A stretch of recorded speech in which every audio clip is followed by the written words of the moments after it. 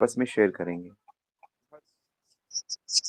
हर महीने ये मौका रहेगा, सीरियस नोट पे हमें भगवान की भक्ति करनी है, अपने स्क्रिप्चर्स को, शास्त्रों को अच्छे से समझना है और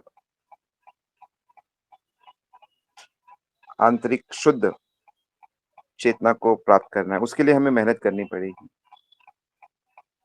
अशुद्ध भाव से सांसारिक चीज़ें प्राप्त होती हैं, उससे भी प्राप्त हो जाती है, लेकिन अशुद्ध भाव से भगवत भक्ति नहीं प्राप्त होती। तो धीरे-धीरे भक्ति में हमें गंभीर होना है, उसी का ये प्रयास है। सो मुझे उम्मीद है कि ये शुरुआत बहुत अच्छी रहेगी और आप सब आशीर्वाद दें, ये प्रयास सफल रहे और शिक्षा हमेशा फ्री होती है, शिक्षा को कभी बेचा नहीं जा सकता। लेकिन कुछ क्राइटेरिया रखेंगे साधना के स्तर का, तो अभी तो आप लोग इसे अटेंड करिए और शेयर करिए बाकियों के साथ भी।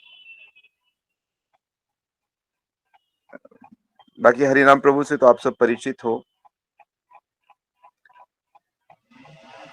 हरिनाम प्रभु मटेरियल एजुकेशन से बीटेक है, इंजीनियरिंग किया उन्होंने और भक्ति में भी काफ़ी गुणों से संपन्न है। उनकी मधुर आवाज़ से तो आप सब जानते ही हो। म्यूज़िक को लेकर उन्होंने अपना स्पिरिचुअल करियर बनाया है। तो मैं आशा करता हूँ कि उनका ये एज़ ए टीचर का जो एस्पेक्ट है, ये भी आप बहुत पसंद करोगे। मुझे पर्सनली उनकी टॉक्स बहुत अच्छी लगती हैं।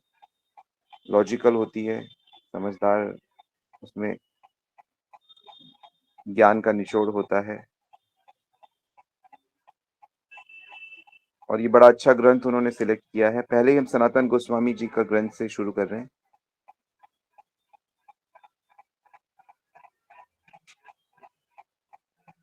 तो ओवर टू यू, मैं ज़्यादा समय नहीं लूँगा। तो सब स्वागत करेंगे प्रभु जी का। हरे कृष्णा। श्रील प्रभुपाद की जय, श्री गुरु महाराज की जय।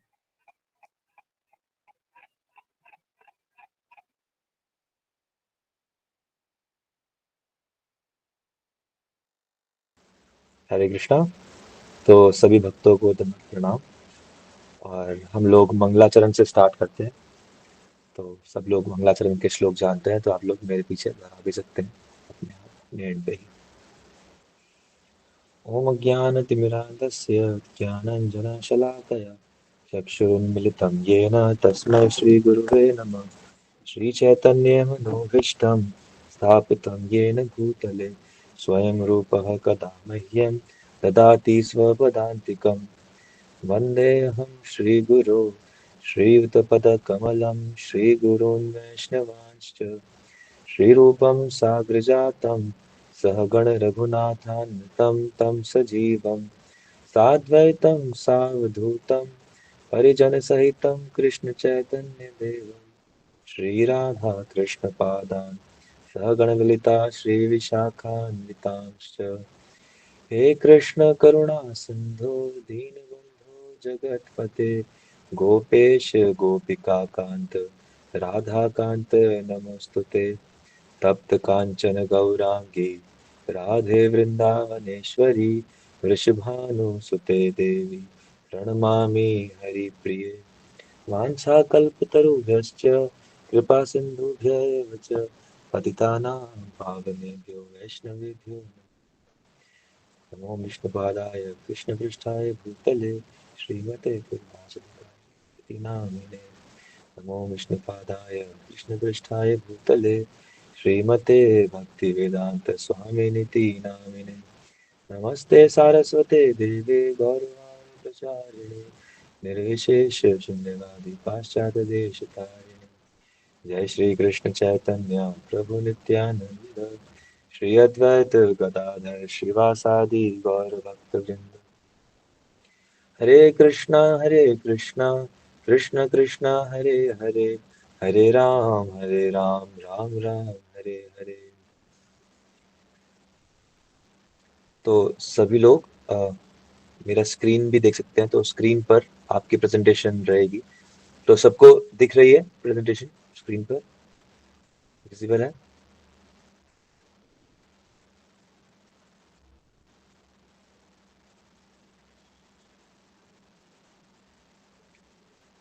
मे बी होस्ट बता सकते हैं, गरिमा, गोपीनाथ जी, यहाँ पे ये विजिबल है, ठीक से आ रहा Yes, Prabhuji, it's visible. है? ओके।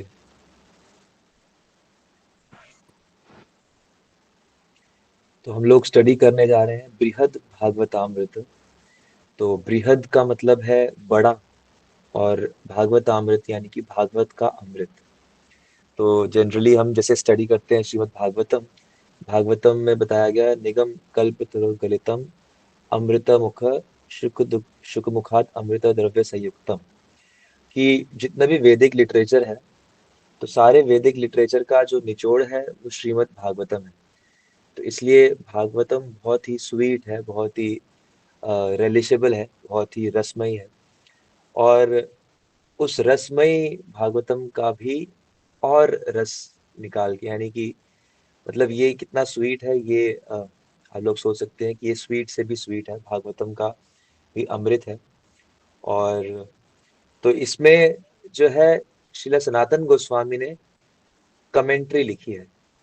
और ये हम आगे देखेंगे कि सनातन गोस्वामी इसको कैसे प्रेजेंट करते हैं, कि ये उनके द्वारा लिखी हुई बुक नहीं है, ये एक ऐसी बुक है जो रिवील्ड स्क्रिप्चर्स का ही पार्ट है, जो पौराणिक हिस्ट्री में ही है, और उनको किसी तरह से ये रिवील हुई है। तो इस तरह से सनातन गोस्वामी इसको प्रेजेंट करते हैं, और उन्होंने इसके ऊपर अपनी कमेंट्री लिखी है जिसमें वो इसी टेक्स्ट को एक्सप्लेन करते हैं। क्योंकि जनरली ऐसा नहीं देखा जाता कि अगर मैं कोई बुक लिखूं, उसकी कमेंट्री भी मैं खुद ही लिखूं, ऐसा बहुत कम देखा जाता है। तो इसीलिए सनातन गोस्वामी ने इसकी टीका लिखी है। और थोड़ा सा हम सनातन गोस्वामी के बारे में पहले जानेंगे, क्योंकि वो हमारे आचार्य में बहुत ही प्रोमिनेंट है। तो इस बुक को जो है, ये जो बृहद भागवतामृतम है, श्रील रूप गोस्वामी ने भक्ति रसामृत सिंधु में भी प्रेज किया है। और वो ये बहुत सुंदर श्लोक में बताते हैं, श्रीमद् प्रभु पदाम्बोज सर्वा भागवतामृते व्यक्तिगत साति गूढ़ापि भक्ति सिद्धांत माधुरी। तो इस ग्रंथ में भक्ति का सिद्धांत और भक्ति की जो माधुरी है, जो मधुर रस है भक्ति में, वो सनातन गोस्वामी ने बहुत ही अच्छे तरीके से एक्सप्लेन किया है। और इसकी सबसे अच्छी बात यह है कि ये एक स्टोरी फॉर्म में पिरोए हुए हैं। तो ये बहुत ही दो ब्यूटीफुल नरेशंस है। इस बुक के दो पार्ट हैं, पार्ट 1 और पार्ट 2। तो हम आगे देखेंगे कि दोनों पार्ट्स में क्या क्या है। और दोनों पार्ट्स में बहुत ही ज़्यादा, मतलब ये दोनों एस्केलेट होते रहते हैं। जैसे असेंडिंग ऑर्डर होता है ना, कि शुरू होते हैं नीचे से और धीरे धीरे धीरे रस और तत्व दोनों इनमें ऐसे बढ़ता जाता है कि जैसे जैसे सुनते हैं वैसे वैसे बहुत आनंद अनुभव होता है। तो रूप गोस्वामी, सनातन गोस्वामी दोनों भाई थे, और दोनों हमारे 6 गोस्वामियों में से हैं, जो कि अ, हमारी भक्ति के स्तंभ हैं एक तरह से। और ये भी एक बहुत सुंदर प्रणाम है जो कि रघुनाथ दास गोस्वामी सनातन गोस्वामी को करते हैं। तो ये सनातन गोस्वामी जो है, ये सभी गोस्वामियों में से सबसे वरिष्ठ हैं।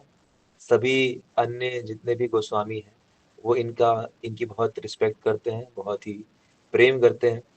तो रघुनाथ दास गोस्वामी ये कहते हैं कि ये उनका प्रणाम मंत्र भी हम कह सकते हैं सनातन गोस्वामी का। तो इसमें कहते हैं, वैराग्य युग भक्ति रसम प्रयत्न अपायम मन अनभिप्सुअंधम कृपाम्बुधियः पर दुःख दुःखी सनातन तम प्रभुमाश्रयामि। तो मैं अपने स्वामी श्री सनातन गोस्वामी की शरण लेता हूँ, जो करुणा के सागर हैं और हमेशा दूसरों के दुख के लिए दुख महसूस करते हैं। तो ये वैष्णवों का जो स्वभाव होता है, पर दुख दुखी, तो इस प्रकार का स्वभाव सनातन गोस्वामी का है। और ये संसारिक आसक्ति से और निराकार की आसक्ति से, दोनों से ही जीव को मुक्त करके दिव्य प्रेम की ओर अग्रसर करने वाले हैं। और ये जो ग्रंथ है, ये इसकी यही विशेषता है कि ये धीरे धीरे स्टेप बाय स्टेप प्रेम को बढ़ाता रहता है। कैसे कैसे प्रेम और बढ़ता है उसकी चर्चा इसमें होती रहती है। तो वो कहते हैं कि इनकी कृपा से ही मुझे प्रेम का जो अमृत है वो पीने को मिला। बहुत ही ब्रीफ में हम लोग सनातन गोस्वामी की लाइफ को भी डिस्कस करेंगे, क्योंकि हमारे आचार्य हैं तो हमें इनके बारे में पता होना चाहिए। तो ये जो सनातन गोस्वामी है ये मेनली लवंग मंजरी है। भगवान कृष्ण जब अवतार लेते हैं तो सारे उनके पार्षद आते हैं, और जब वो चैतन्य महाप्रभु बनकर आते हैं तो उनकी सारी सखियां, सारी गोपियां, सारी मंजरियां, सखा सब आते हैं। तो ये लवंग मंजरी है, और ये राधा रानी की सेविका है, रूप मंजरी से एक दिन बड़ी है।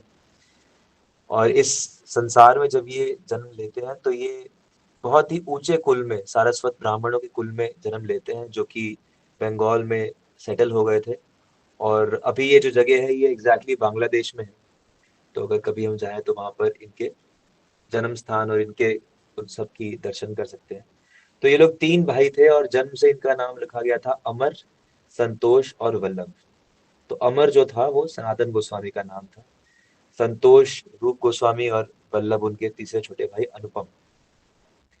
और सनातन गोस्वामी को बचपन से ही श्रीमद् भागवतम का बहुत ही चाव था, और इनका मन हमेशा भागवतम के पीछे ही लगा रहता था कि कैसे मैं और भागवतम को आस्वादन करूं। तो एक दिन इन्हें रात को सपना आया कि कोई ब्राह्मण उन्हें भागवतम गिफ्ट कर रहा है। तो जब वो सुबह उठे तो उनको बहुत ही आनंद हो रहा था कि कितना अच्छा स्वप्न था कि मुझे सपने में मिली, भागवतम मिली। और अ, भगवान की कृपा से ऐसा हुआ कि उस दिन वैसे ही शक्ल का ब्राह्मण, बिल्कुल वैसे ही दिखने वाला, वो उनके घर आया, और उसने उनके घर पर श्रीमद् भागवतम की जो मूल ग्रंथ है वो गिफ्ट किया। तो सनातन गोस्वामी तब से ही जो थे वो बचपन से भागवतम का आस्वादन कर रहे हैं। और जब जैसे जैसे बड़े हुए तो ये तीनों भाई जो थे बहुत ही बुद्धिमान थे, बहुत ही अ, अच्छे मैनेजर थे। तो इसलिए जबरदस्ती इनको बंगाल के नवाब हुसैन शाह ने नौकरी पे रख लिया, और नौकरी पे रखा तो इनको जबरदस्ती काम करना पड़ा। तो उस समय से ये लोग बहुत ही खिन्न हो गए, बहुत ही दुखी हो गए थे एक तरह से, क्योंकि इनके पिता इतने कट्टर थे कि वो कहते थे कि भाई किसी भी मांसाहारी मनुष्य का चेहरा भी मत देखो। मतलब इस प्रकार से उनका था कि, और शास्त्र में भी कहा गया है कि जब हम ऐसे लाइक जिसको भी हम देखते हैं तो उसका कुछ कुछ प्रभाव हमारे ऊपर पड़ता ही है। तो उनके पिता तो इतने कट्टर थे, और ये अब ऐसे मांसाहारियों के बीच में रहते और उनकी नौकरी करते, तो ये अपने आप को बहुत ही ज्यादा दीन मानने लगे, बहुत ही ज्यादा लोली फील करने लगे कि हम ऐसा क्यों कर रहे हैं। लेकिन मजबूरी थी, क्योंकि नवाब ने बोला था अगर नहीं करोगे तो सब हिंदुओं की हत्या हो जाएगी। तो तो इस कारण से इनको ये नौकरी करनी पड़ी। और ये नौकरी करते हुए फिर भी प्रयास इनका यही होता था कि किस तरह से हम लोग श्री कृष्ण में अपना मन लगा सके। तो इन लोगों ने अपना राम केली नाम के गांव में इन्होंने अपना सेटअप किया, और वहां पर बहुत ही सुंदर वृंदावन के समान इन्होंने अपना घर बना लिया, बहुत ही सुंदर पेड़, और नित्य प्रतिदिन ब्राह्मणों और वैष्णवों के साथ उठना बैठना और उनके साथ कथा श्रवण करना इत्यादि। और जब चैतन्य महाप्रभु के बारे में इन्होंने सुना तो ये चाहते थे कि उनसे मिले, लेकिन अपने स्थिति के कारण ये जाने में शर्म भी महसूस करते थे और जा भी नहीं पाए। तो इन्होंने चिट्ठियों से चैतन्य महाप्रभु से वार्तालाप करना शुरू किया, और चैतन्य महाप्रभु ने इन्हें सलाह दी कि अभी आप जल्दी मत करो, अभी आप जहाँ हो जैसे हो वहीं रहकर भजन करो, और समय आने पर जो है आपको भगवान खुद ले जाएंगे। तो वो बहुत एक फेमस श्लोक भी आता है यहाँ पर, महाप्रभु ने उन्हें भी कहा कि जैसे कोई स्त्री है जिसका कोई अफेयर चल रहा है, तो वो अपने घर में ज्यादा ध्यान देगी ताकि उसके घर वालों को पता ना चले कि उसका अफेयर चल रहा है। तो इस तरह से आप अपना काम काज अच्छे से करो, और अंदर ही अंदर भक्ति को जो है बढ़ाते रहो। तो इस प्रकार से चैतन्य महाप्रभु के साथ इनकी वार्तालाप होने लगी। और जब फिर महाप्रभु ने संन्यास लिया, संन्यास लेने के बाद इनको खबर मिली कि चैतन्य महाप्रभु बहुत सारे भक्तों के साथ वृंदावन जा रहे हैं। तो महाप्रभु ने 2 बार वृंदावन जाने की कोशिश की। पहली बार जब की तो उनको आधे रास्ते से ही वापस भेज दिया गया, और 2 बार वापस भेज दिया गया। एक बार पहले जब संन्यास लेते ही, और उसके बाद जगन्नाथपुरी जाने के बाद एक बार भक्तों के साथ वो जा रहे थे वृंदावन। तो उन्हें इतने सारे लोगों के साथ जा रहे थे तो नवाब को शक हुआ कि कहीं ये कोई विद्रोह तो नहीं होने लगा हमारे बंगाल में। तो सनातन गोस्वामी ने, जिनका उस समय नाम रख दिया गया था दबीर खास, साकर मलिक, दबीर खास रूप गोस्वामी थे और साकर मलिक सनातन गोस्वामी थे। तो उन्होंने समझाया कि नहीं नहीं, ये तो बहुत अच्छे संत हैं, ये स्वयं भगवान ही है, तो ये कुछ गड़बड़ नहीं करेंगे। लेकिन जब महाप्रभु उस समय रामकेली में पहुंचे तो ये दोनों भाई उनसे मिलने गए, और मिलते ही उनके शरणागत हो गए। महाप्रभु ने कहा कि तुम तो मेरे जन्म जन्म के भक्त हो, तो इसलिए तुम चिंता मत करो। और उन्हें तभी उन्होंने नाम दे दिया कि तुम आज से रूप हो और तुम सनातन हो। तो इसके बाद रूप गोस्वामी तो हम सब ने सुना है कहीं कि वो तभी की तभी सब कुछ छोड़ के चले गए अपने छोटे भाई अनुपम के साथ, और उन्होंने सारी अपनी वेल्थ जो थी डिस्ट्रीब्यूट कर दी। कुछ इमरजेंसी के लिए रखी, कुछ परिवार में, और कुछ जो थी वो ब्राह्मण और वैष्णवों को डिस्ट्रीब्यूट कर दी। और सनातन गोस्वामी अकेले रह गए। और अब ऐसा हुआ कि उनका मन ही नहीं लगता था दरबार में जाने के लिए। तो जब वो जाते नहीं थे तो जो हुसैन शाह था, उसको शुरू में तो लगा कि ठीक है बीमार होंगे, लेकिन इतने लंबे समय तक नहीं आए। वो 3-4 लड़ाइयां भी कराया, क्योंकि वो ऐसे ही करता था कि अब प्राइम मिनिस्टर, फाइनेंस मिनिस्टर ये लोग थे, तो उसका काम था सिर्फ युद्ध करना और नए राज्य जीतना। तो वो जब पहुंचा कि अभी तक नहीं आया, अभी तक ठीक नहीं हुए, तो वो उनसे मिलने उनके घर गया। और जब घर जाता है तो देखता है कि ये बैठ के भागवतम पढ़ रहे हैं, ब्राह्मणों के बीच में सुन रहे हैं। तो उनको उसको बहुत क्रोध आया कि आप क्या कर रहे हो, अगर आप मेरे दरबार में आके नौकरी नहीं रिज्यूम करते तो मैं आपको मार दूंगा या बंदी बना दूंगा। तो सनातन गोस्वामी ने कहा कि नहीं, अब मैं और नौकरी नहीं कर सकता। तो उस समय ऐसा बताते हैं कि सनातन गोस्वामी करीब 30 वर्ष के थे जब वो वृंदावन पहुंचे, तो ये उसी समय की बात है करीब। और तो उसने कहा कि अच्छा, अगर तुम नहीं करते तो तुम्हें मैं बंदी बना देता हूँ। तो सनातन गोस्वामी को जेल में भेज दिया गया। ये उस जेल की फोटो भी मुझे मिली ऐसे पढ़ते हुए, जो कि अभी मालदा जगह, मालदा नामक जगह पर है। तो सनातन गोस्वामी को इस जेल में बंदी कर दिया गया। और फिर किसी तरह से सनातन गोस्वामी को चिट्ठी के द्वारा सूचना मिली कि रूप गोस्वामी ने इमरजेंसी के लिए कुछ लक्ष्मी एक व्यापारी के पास रखी है। तो वो लक्ष्मी लेके सनातन गोस्वामी यहाँ के पहरेदारों को रिश्वत देके किसी तरह से वहां से भागे। और वहां से निकलने के बाद उन्हें पता चला कि चैतन्य महाप्रभु वृंदावन गए थे, तो वृंदावन जाते हैं, लेकिन पता चलता है वो यहाँ से जा चुके हैं। तो फिर वापस आते हैं और श्री चैतन्य महाप्रभु से वाराणसी में मिलते हैं। और तो वाराणसी में उनके भक्त चंद्रशेखर तपन मिश्र के घर पे चैतन्य महाप्रभु रहते थे। तो जब सनातन गोस्वामी बाहर पहुंचे तो महाप्रभु ने बोला कि जाओ, मेरा एक भक्त आया, उसे लेकर आओ। तो भक्त लोग बाहर गए तो उन्होंने देखा, अरे बाहर तो बस एक कोई गरीब सा मुस्लिम खड़ा हुआ है, उसने एक अच्छी शॉल पहनी हुई है बस। तो महाप्रभु ने कहा कि नहीं नहीं, वो मुस्लिम नहीं है, वो बहुत शुद्ध भक्त है, जाओ उसे लेकर आओ। तो इस प्रकार से सनातन गोस्वामी को अंदर लाया जाता है। और सनातन गोस्वामी अपने दांतों में तृण, तो ऐसा कहते हैं कि ये दीनता का प्रतीक है, अपने दांतों में तृण तिनका रखना कि मैं घास से भी नीचा हूँ। तो इस प्रकार से वो अ, चैतन्य महाप्रभु से मिलते हैं और बहुत सारे प्रश्न करते हैं। पहला प्रश्न तो ये कि मैं कौन हूँ, मैं आत्मा हूँ। तो ये सब बेसिक फिलोसफी, ये सब हमें, हम काफी बार सुनते हैं, समझ नहीं आती, वो बात अलग है। लेकिन सनातन गोस्वामी ये सब जानते थे, लेकिन वो महाप्रभु से सुनना चाहते थे। और सब बहुत दिन तक वो वहां पर उनके साथ रहते हैं। और उसके बाद एक बार जगन्नाथपुरी में भी उनके साथ रहते हैं। तो इस प्रकार से सनातन गोस्वामी चैतन्य महाप्रभु के बहुत ही विशेष कृपा पात्र हैं। और उसके बाद वृंदावन में आके भी उनकी बहुत सारी लीला है, जैसे मदन मोहन के साथ लीला है। तो मदन मोहन साक्षात अ, वज्रनाभ जी ने बनवाए थे, भगवान के पड़ पोते ने। और ये विग्रह जब सनातन गोस्वामी इनके पहली बार दर्शन किए तो उसी दिन इनको सपने में आया कि मैं तुम्हारे पास आना चाहता हूँ। तो सनातन गोस्वामी के पास ये किसी तरह से आ गए। एक मथुरा में ब्राह्मण, तो वो बहुत सुंदर कथाएं हैं, डिटेल में बाद में कभी चर्चा कर सकते हैं। और फिर मदन मोहन को ये सिर्फ एक सूखी बाटी खिलाते थे, क्योंकि ये कुछ कमाते तो सही नहीं, इनके पास धन नहीं था, तो जो भिक्षा मांग के आटा मिलता उसका गोला बना के खाते बिना नमक का।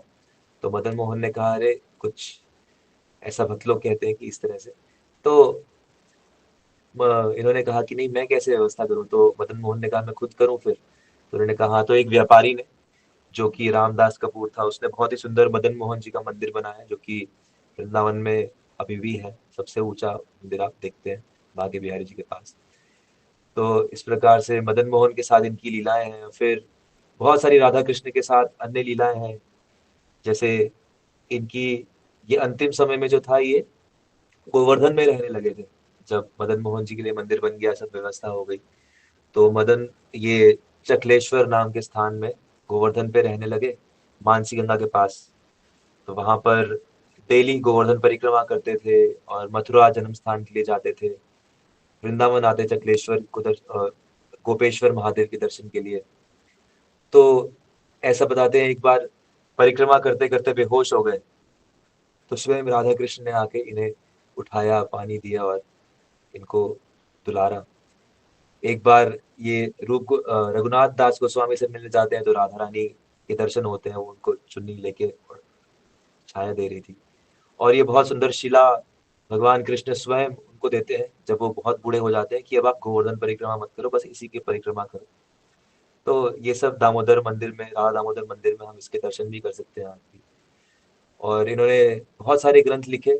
चैतन्य महाप्रभु ने इनको और सभी गोस्वामियों को मूलतः दो दो आदेश दिए थे। एक, कि आप भक्ति के ग्रंथ लिखिए, जिससे कि आगे आने वाले लोग जो है वो भक्ति को समझ पाए। और दूसरा, कि आप जो है जो ब्रज की स्थलियां हैं, लीला स्थलियां हैं, जिनके बारे में लोग अभी जानते नहीं है, तो उनको खोजिए।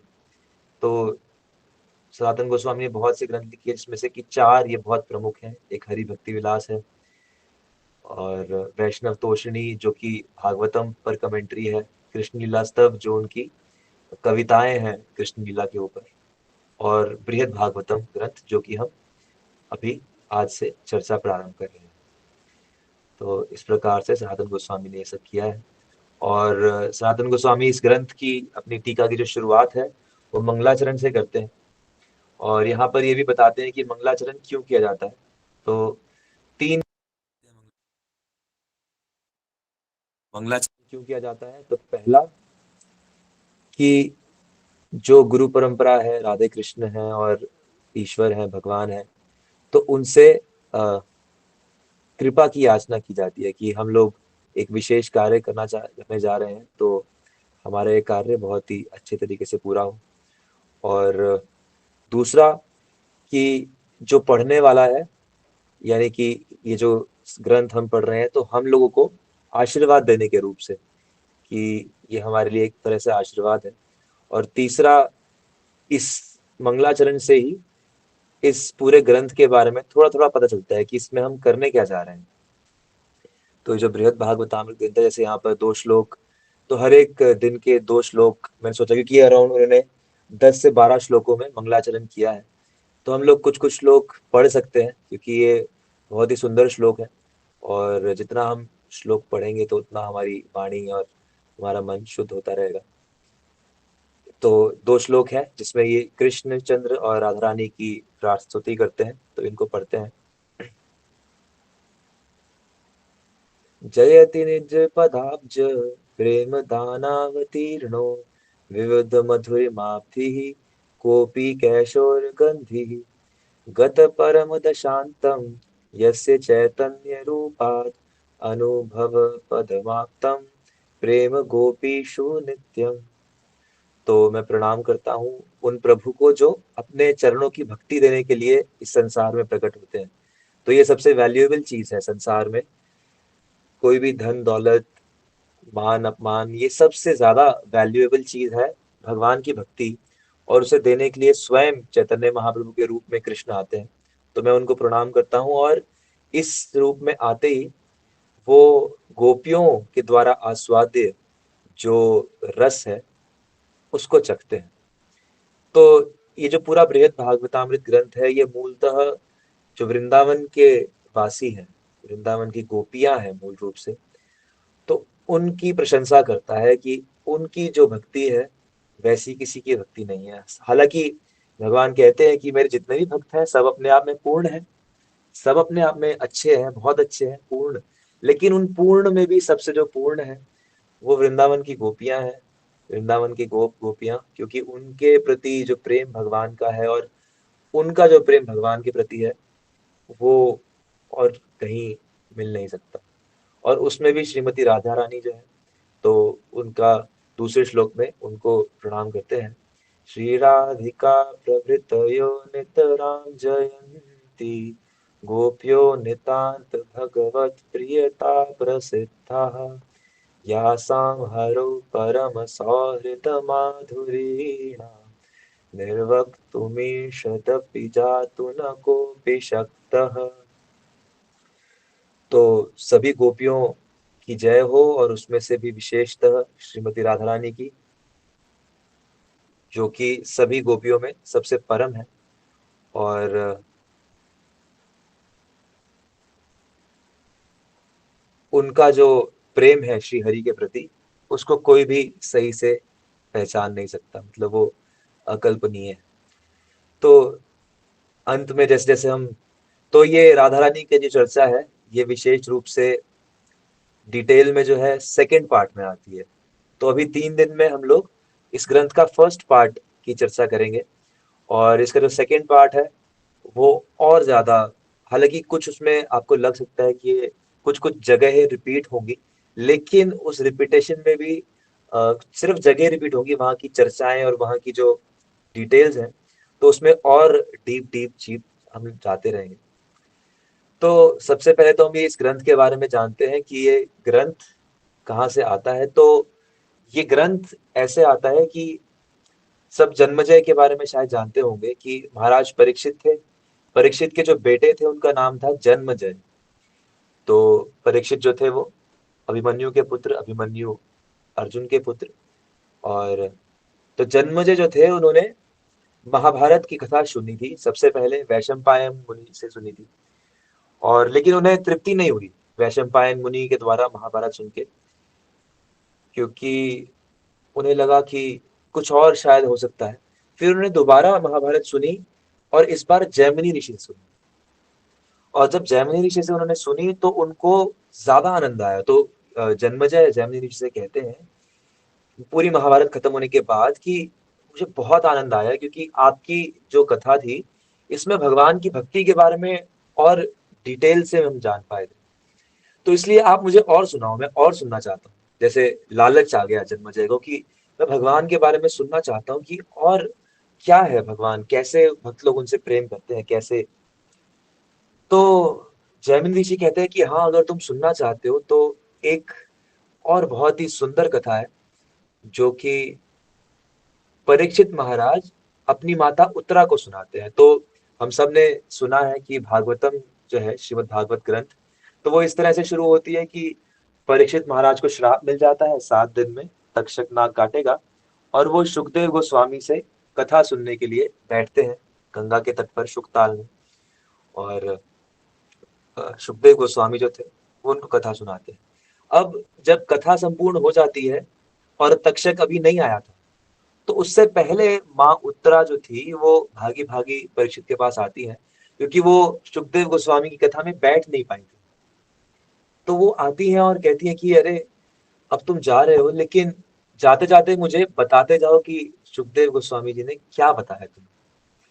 तो परीक्षित महाराज अपनी माता से कहते हैं कि देखिए, वैसे तो अभी शांत रहना चाहिए क्योंकि भगवान में मन लगाना चाहिए, और लेकिन आपका प्रश्न इतना अच्छा है कि ये इसका उत्तर देते देते मेरा भगवान में मन और विशेष रूप से लगेगा। तो इसलिए जो मैंने अपने गुरुदेव से सुना, तो मैं उसको संक्षेप में एक कथा के माध्यम से आपको बताता हूँ। तो इस प्रकार से ये जैमिनी ऋषि जन्मजय को सुना रहे हैं कि परीक्षित महाराज ने उत्तरा माता को क्या सुनाया। तो 2 कथाएं परीक्षित महाराज सुनाते हैं। सबसे पहला है कि नारद मुनि की खोज। तो नारद मुनि की खोज हम आज शुरू करेंगे कि कैसे कैसे, हालांकि नारद मुनि सब जानते हैं पहले से ही, लेकिन फिर भी भक्ति का तत्व प्रकाशित करने के लिए ये बहुत सारी लीलाएं करते रहते हैं। और इस लीला में ये बहुत जगह जाते हैं, बहुत सारे भक्तों से मिलते हैं, और सब भक्तों से बहुत सुंदर सुंदर चर्चाएं होती हैं इनकी। तो वो चर्चाएं, उन्हीं में आनंद आता है। और दूसरी जो कथा जब ये खत्म हो जाती है, तो पहली जो वो है, इसमें नारद मुनि ये ढूंढ रहे हैं कि भगवान की कृपा किसके ऊपर है, सबसे ज्यादा कृपा किसके ऊपर है, और भगवान की कृपा असल में है क्या, भगवान की कृपा क्या है और किसके ऊपर सबसे ज्यादा है। और दूसरी जो कथा है गोप कुमार की, उसमें बताया गया कि जो लोग इतना ज्यादा प्रेम करते हैं भगवान से, वो कहाँ रहते हैं। तो इसका नाम असल में है गोलोक महात्म्य। तो इसमें भगवान का जो गोलोक वृंदावन धाम है, उसके बारे में डिटेल में बताया हुआ है, बहुत ही सुंदर वर्णन है। तो ये पार्ट 2 में कवर होगा। तो पार्ट 1 हम लोग शुरू करते हैं कि finding the sense of supreme lord's mercy, भगवान की कृपा, कृपा भगवत कृपा सार निधार। तो शुरुआत होती है पृथ्वी से। तो नारद मुनि जो थे, तो एक बार जो था, ऐसा होता है कि बहुत सारे ऋषि इकट्ठे होते हैं, भगवान नारायण की पूजा करते हैं प्रयाग में। और बहुत सुंदर कथा कीर्तन होता है। और कथा कीर्तन के बाद सब लोग भगवान के विग्रह वहां होते हैं, उनको प्रणाम करते हैं। और जैसे कई बार भक्त लोग आपस में खेलने लगते हैं ना, कि अरे किसी के पैर पकड़ लिए, उसने दूसरे के पैर पकड़ लिए। तो ये ऐसा नहीं कि ये आज ही होता है, ये तब से हो रहा है। ये सब लोग भक्त लोग आपस में ऐसे ही हास्य प्रमोद कई बार एक दूसरे के साथ करते हैं प्रेम में। और एक दूसरे को कहते थे कि अरे तुम्हारे ऊपर है कृपा, तुम हो सबसे ज्यादा भगवान के प्रिय, तुम ही हो, तुम ही हो। हर एक भक्त एक दूसरे को कहे जा रहा था। तो बहुत ही हल्का माहौल था, हास्य का माहौल था। और हर एक भक्त एक दूसरे को कह रहा था कि हाँ तुम ही हो, तुम ही हो, तुम ही हो, सबसे ज्यादा कृपा तुम्हारे ऊपर ही है, सब जैसे हम लोग कई बार करते हैं। और ऐसे में क्या होता है कि एक बहुत ही अमीर ब्राह्मण, अमीर मतलब उसका जो हाव भाव थे, उसके आसपास साथ में जो लोग आ रहे थे, तो मतलब अकेला नहीं आ रहा था, वो बहुत सारे ब्राह्मणों को लेके, और सपरिवार, सब उसका भी परिवार और ब्राह्मणों का परिवार। तो ऐसा लगता था कि जैसे मान लो वो उस पूरे प्रयाग क्षेत्र का गुरु है। और वो वहां पर आता है, और जैसे ही वो वहां पर प्रवेश करते हैं, तो उनका जो तेज था, उनका जो रूप था, चमक थी, तो सारे भक्त लोग एकदम से वहां देखने लगते हैं, आकृष्ट हो जाते हैं कि अरे ये कौन आया, ये कैसा व्यक्ति, ये क्या विशेषता है इसमें। तो जैसे ही वो वहां पे आते हैं, तो वो क्या करते हैं कि वो सबसे पहले तो उस जगह की सफाई शुरुआत कर देते हैं, शुद्धिकरण करते हैं बहुत सुंदर तरीके से, शुद्धिकरण करते हैं। और फिर बहुत ही सुंदर ऑल्टर बनाते हैं, जैसे हम लोग बनाते हैं कीर्तन में। तो बहुत सुंदर ऑल्टर बनाते हैं, और उसको अलग अलग तरह के फूलों से और बहुत सुंदर सजाते हैं। और उसके बाद अपने शालीग्राम जी को निकालते हैं और ऑल्टर पर स्थापित करते हैं।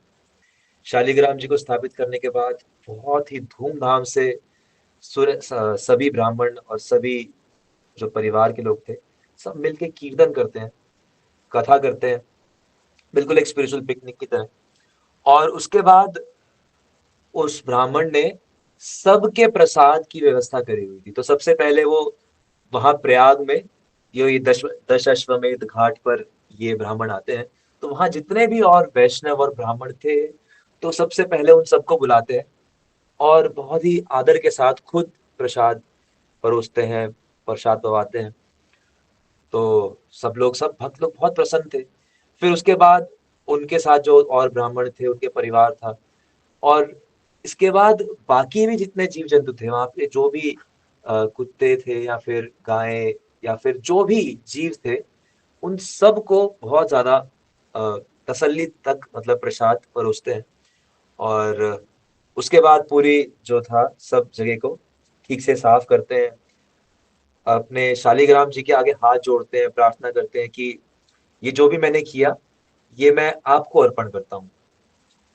तो सब भक्त लोग देख रहे थे कि ये बड़े विशेष भक्त हैं, बड़े शुद्ध भक्त हैं।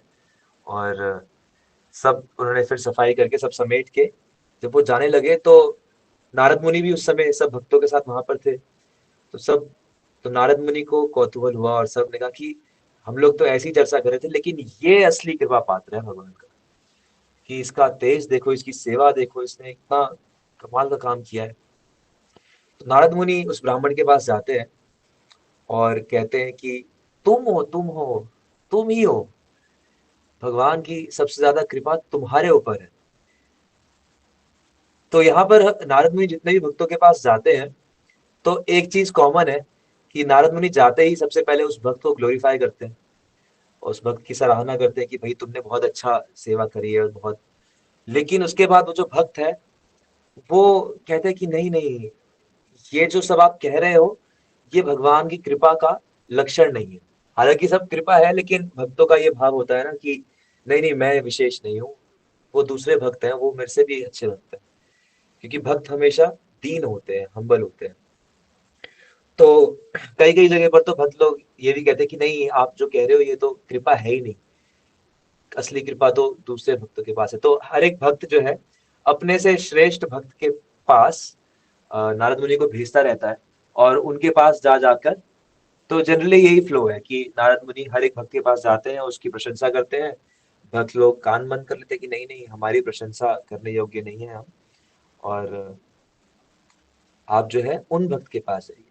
तो नारद मुनि जाते हैं और कहते हैं कि तुम्हारे पास भगवान की सबसे ज्यादा कृपा है, क्यों? तो दो रीजन देते हैं। पहला रीजन देते हैं कि आपके पास जो है अबंडेंट ऑपुलेंस, आपके पास बहुत ज्यादा ऐश्वर्य है। तो जनरली हम लोग देखते हैं संसार में जिसके पास ज्यादा ऐश्वर्य होता है, तो 6 ऐश्वर्य हम लोग भगवान के हैं चर्चा करते हैं। तो जिसके पास ज्यादा ऐश्वर्य होता है जनरली ये समझते हैं कि हाँ भाई ये तो भगवान की बड़ी कृपा है। हालांकि भक्त लोग ऐसा जानते हैं कि ये जरूरी नहीं है कि सिर्फ यही कृपा हो, लेकिन फिर भी ये कृपा तो है ही। और नारद मुनि जो थे इस बात को रखते हैं कि हाँ, क्योंकि आप भगवान के भगवान की इतनी शक्ति आपके पास है, आपका सौंदर्य और आपकी आपकी वेल्थ, आपकी जो इतनी संपत्ति है, और उस संपत्ति, और जो दूसरा पॉइंट कहते हैं कि आप अपने सारे ऐश्वर्य को, अपनी संपत्ति को बिल्कुल शुद्ध धर्म में लगा रहे हो, यानी कि भक्ति में लगा रहे हो। तो ये पॉइंट जो था ये ब्राह्मण को और विशेष बनाता है। क्योंकि संसार में धन तो बहुत लोगों के पास होता है, लेकिन उस धन को भगवान की सेवा में कितने लोग लगा पाते हैं, ये देखने वाली बात है। जैसे एक बार मैं एक कथा सुन रहा था, तो उसमें कोई महाराज जी के पास आए, उन्होंने बोला कि भाई ये महीने के इतने करोड़ रुपए कमाते हैं। तो महाराज जी ने उत्तर दिया, अरे करोड़ कमाने वालों के दर्शन क्यों कराते हो, करोड़ छोड़ने वालों के दर्शन कराओ, कि जो करोड़ इतने लाइक बहुत ज्यादा धन भगवान की सेवा में लगाते हैं। तो ऐश्वर्य इकट्ठा करने में प्रॉब्लम नहीं है अगर वो भगवान की सेवा, भगवान की भक्ति के लिए हो। और अगर उस ऐश्वर्य से हम खुद को तृप्त करने लग जाएं तो वहां पर जो है गड़बड़ हो जाती है। तो इसलिए नारद मुनि कहते हैं कि ये जो ऐश्वर्य है, इतना अपार ऐश्वर्य होते हुए भी आप उसे भगवान की सेवा में लगा रहे, क्योंकि वहां पर जितने ब्राह्मण थे, जितने जीव थे, सबको उस ब्राह्मण ने सेवा की और बहुत ही प्रेम से, बहुत ही भाव के साथ सेवा की। तो इस तरह से नारद मुनि उस ब्राह्मण को कहते हैं कि आपको भगवान की कृपा मिली है। तो ब्राह्मण जवाब में कहते हैं कि अरे आप कैसी बात कर रहे हैं, आप मुझे देख रहे हैं, मैं तो क्या हूं, मैं तो कुछ हूं ही नहीं। मैंने क्या क्या सेवा में लगाया, क्या दान किया? कुछ भी नहीं। मेरे पास तो थोड़ा सा धन है। कितना धन है मेरे पास? बहुत ज्यादा धन नहीं है मेरे पास। और मैं तो भगवान की शुद्ध भक्ति भी नहीं करता हूँ, क्योंकि शुद्ध भक्ति में ऐसा होता है कि जो हम करते हैं तो करने से पहले ही भगवत समर्पित हो जाता है कि ये भगवान के लिए कर रहे हैं। और यहाँ पर ब्राह्मण जो था, तो उसने सब किया और उसने कहा कि ये जो भी मेरा पुण्य अर्जित हुआ, तो ये आपको अर्पण है। तो कहते हैं कि ये तो मतलब मैं तो कहीं ना कहीं पुण्य का भी मेरे अंदर है। तो मैंने मतलब इसलिए भगवान मेरे से व्यवहार भी नहीं करते इतने से, मतलब तो मेरे को तो कुछ कृपा ही नहीं मिली है। अगर आप असली में कृपा देखना चाहते हो, अगर आप असली में ऐश्वर्य देखना चाहते हो, तो दक्षिण भारत में एक राजा है, आप उसके पास जाओ। तो ये जो ब्राह्मण है, ये बहुत सारे कारण देते हैं कि वो जो राजा है उसके ऊपर भगवान की बहुत विशेष कृपा है। क्यों कृपा है? तो वो कहता है, सबसे पहले कहता है कि मेरे पास तो सिर्फ एक शालिग्राम शिला है, लेकिन उस राजा के राज्य में बहुत सारे मंदिर है, बहुत सारे देवी देवताओं के मंदिर है।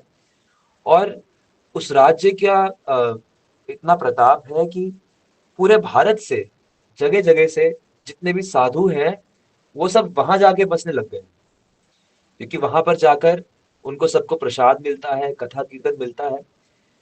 तो इसलिए और कोई उसके राज्य को छोड़ के जाना ही नहीं चाहता।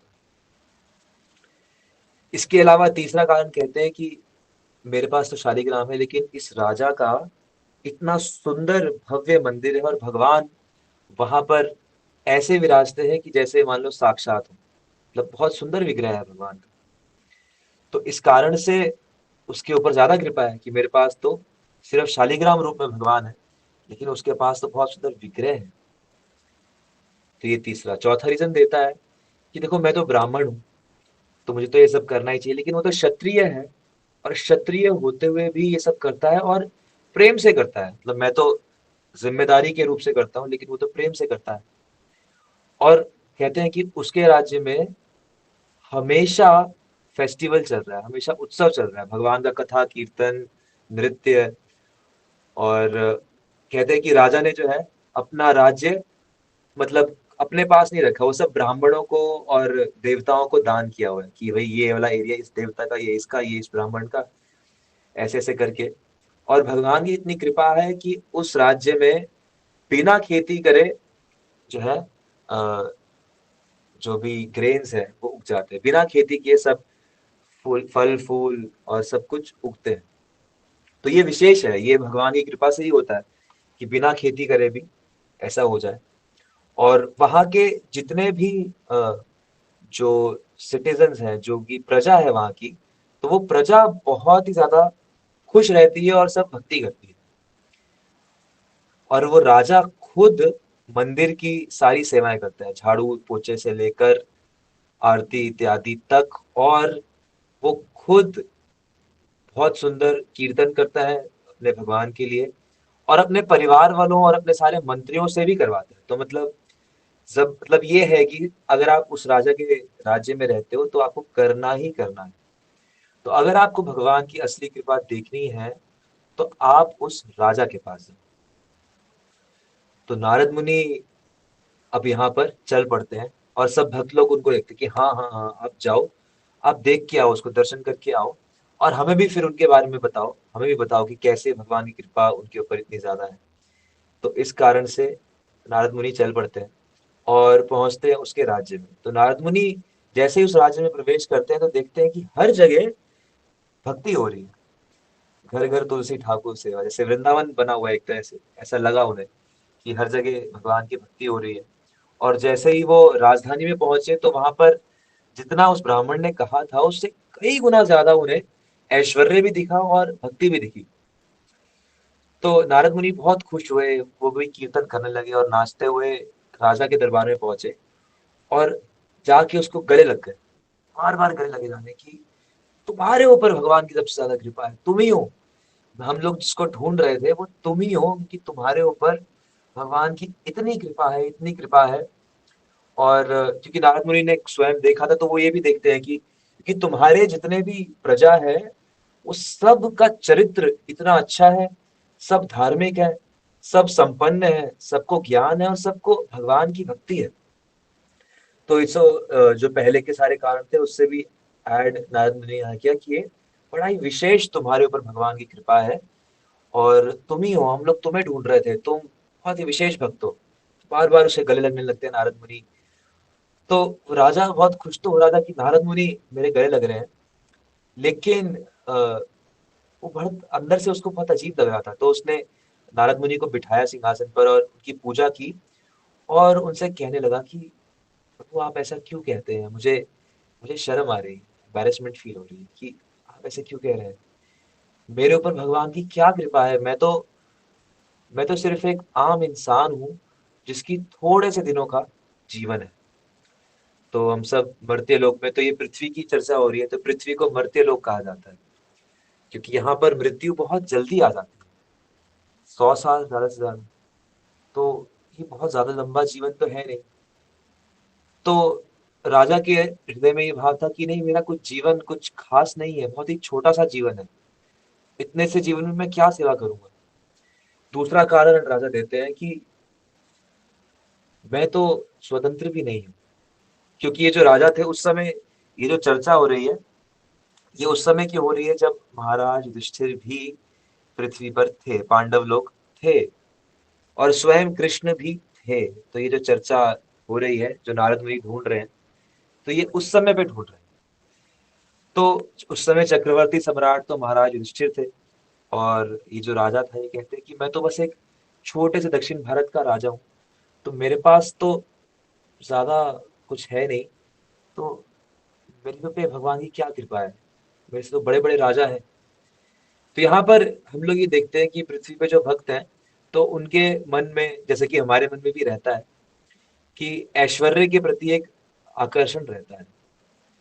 जो भी ऐश्वर्य है, 6 ऐश्वर्य, सौंदर्य, धन संपत्ति, बल और प्रसिद्धि, ज्ञान, वैराग्य, तो इनके प्रति एक आकर्षण रहता है। और ये जो आकर्षण है, इसको जो भक्त लोग हैं, ये सब ऐश्वर्य को भगवान की सेवा में लगा देते हैं। भक्तों में ये विशेषता होती है।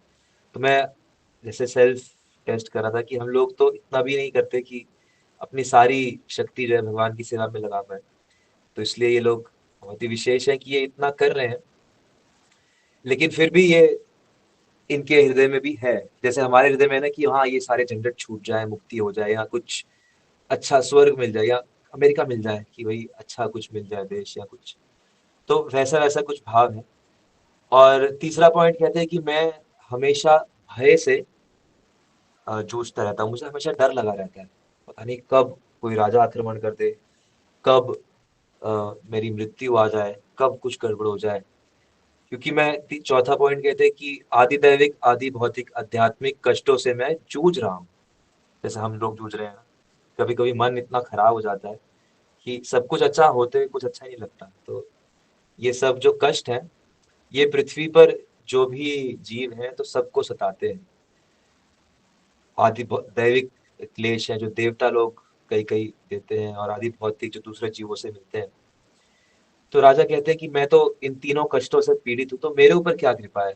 और बल्कि इतना कि मुझे तो लगता है कि मैं इतना खराब हूँ कि भगवान शायद मुझे भविष्य में भी मेरे ऊपर कृपा नहीं करेंगे। कैसे करेंगे, क्योंकि मैं राजपाट में लगा हुआ हूँ, भय में लगा हुआ हूँ, भक्ति कर भी रहा हूँ, लेकिन फिर भी तो मैं, कैसे कृपा होगी मुझे समझ नहीं आ रहा। बस आशा करते हैं कि कृपा हो जाए, लेकिन मुझे समझ नहीं आ रहा कैसे होगी कृपा।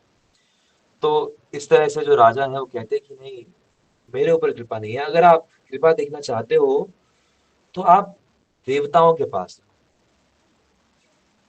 तो देवताओं के पास आपको जाना चाहिए, क्योंकि देवताओं के ऊपर भगवान की ज्यादा कृपा है।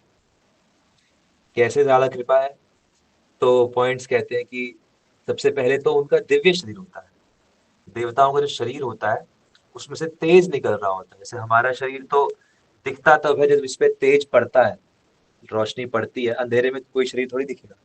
लेकिन देवताओं के शरीर ऐसे होते हैं जो कि अपने आप से सेल्फ इल्यूमिनेट होते हैं, कि उनसे लाइट निकलती है। और दूसरा, देवता जो है वो मनुष्यों के द्वारा पूजनीय होते हैं। हम देखते हैं सभी देवी देवताओं की कई लोग पूजा करते हैं। तो दूसरा पॉइंट कहते हैं कि वो पापों से मुक्त है और सत्व गुण में स्थित है। तो देवता जो है, हालांकि हम आगे देखेंगे कि ये पूरी तरह से सत्वगुण में स्थित नहीं भी है, लेकिन फिर भी राजा को ऐसा लगता है, जैसे कहते हैं ना कि the grass on the other side always seems greener, कि ऐसा लगता है दूर के ढोल सुहावने। तो ऐसा लगता हमेशा है कि वहां पे ज्यादा अच्छा है, वहां पे ज्यादा अच्छा है, लेकिन असलियत तो वहां पहुंच के ही पता चलती है। तो यहाँ पे राजा के मन में ये है कि क्योंकि राजा के मंदिर में, जैसा अभी भी हमने पढ़ा, कि राजा के मंदिर में और भी देवताओं के मंदिर थे। तो राजा को ये है मन में कि देवता जो है वो सत्वगुण में है और हमेशा खुश रहते हैं, उनको कष्ट वश नहीं होते, और स्वर्ग में कष्ट होते भी बहुत कम है, मतलब बहुत रेयरली होते हैं। मतलब ऐसा कि जैसे मान लो 100 साल के जीवन में आप बस एक दिन दुखी थे, तो आपको लगेगा कि अरे जीवन तो बहुत अच्छा था, बहुत अच्छा था, एक ही दिन तो था सिर्फ, शायद कोई काउंट कर पाए कि हाँ बस एक ही दिन तो था जब मैं दुखी था।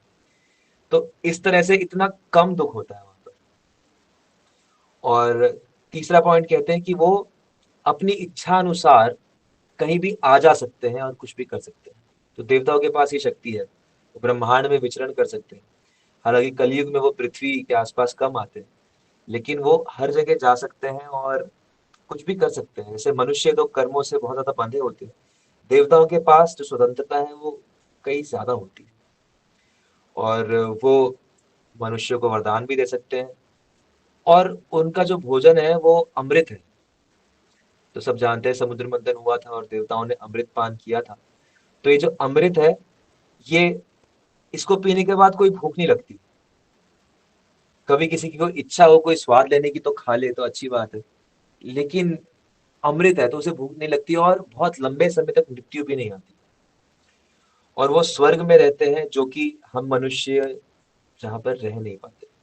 स्वर्ग जो है वो बहुत ही ज्यादा, जैसे जिसके पास अमेरिकन वीजा है या अमेरिकन सिटीजनशिप है वो अमेरिका में रहता है, और वो लोग सोचते हैं कि हाँ यहाँ पे जो बात है वो बाकी हाँ मतलब डेवलपमेंट है, अच्छा है।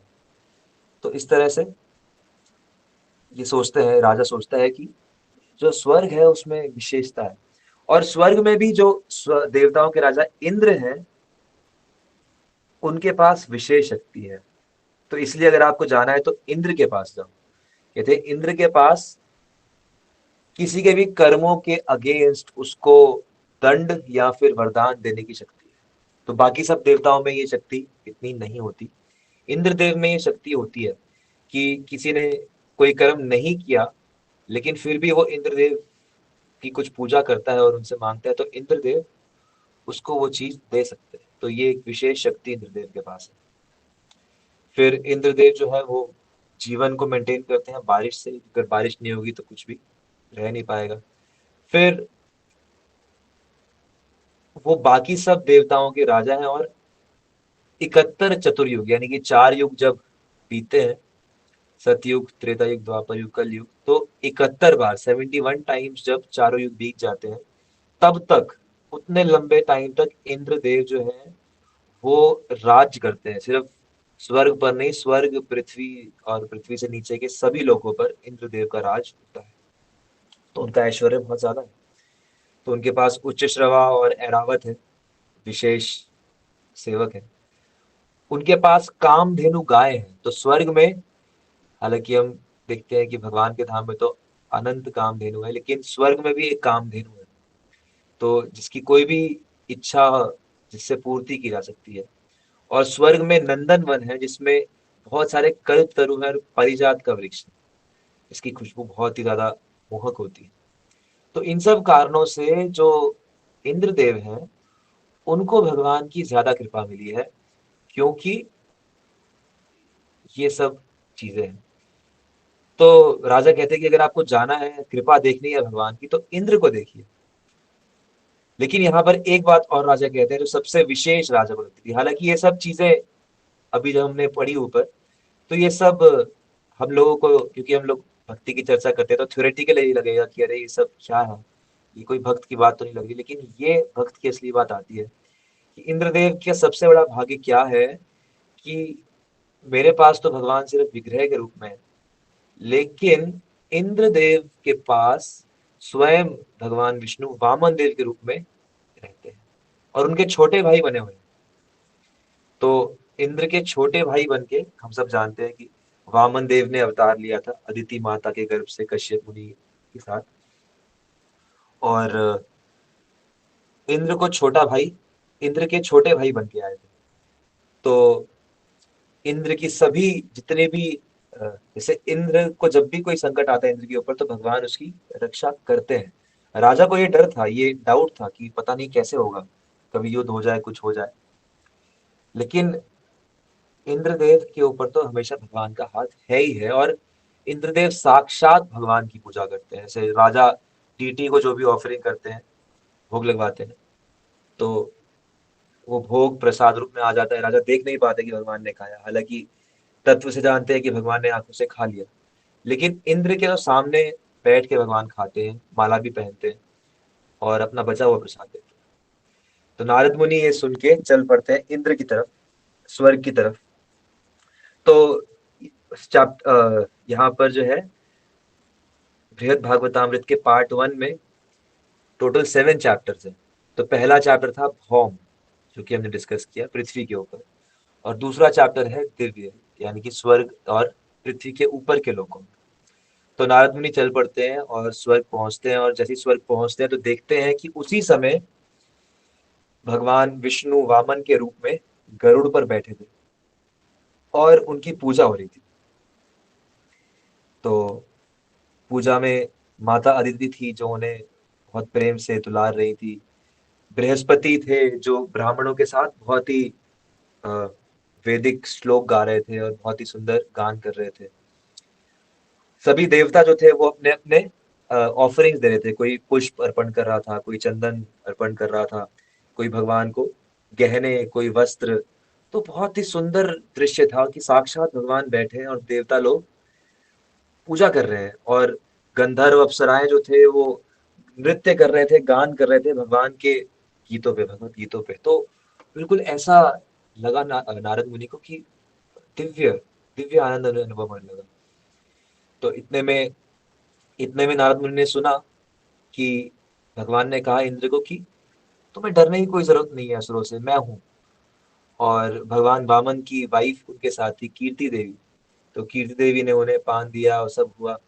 और इंद्रदेव जो थे वो अपने आसन पर बैठे बहुत ही खुश थे और भगवान की कृपा के ऊपर झूम रहे थे कि हाँ।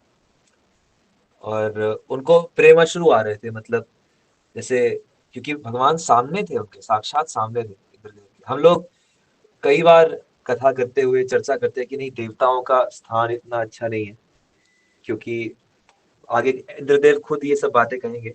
लेकिन फिर भी कुछ कृपा तो है उनके ऊपर कि वो साक्षात भगवान को उन्होंने देखा है।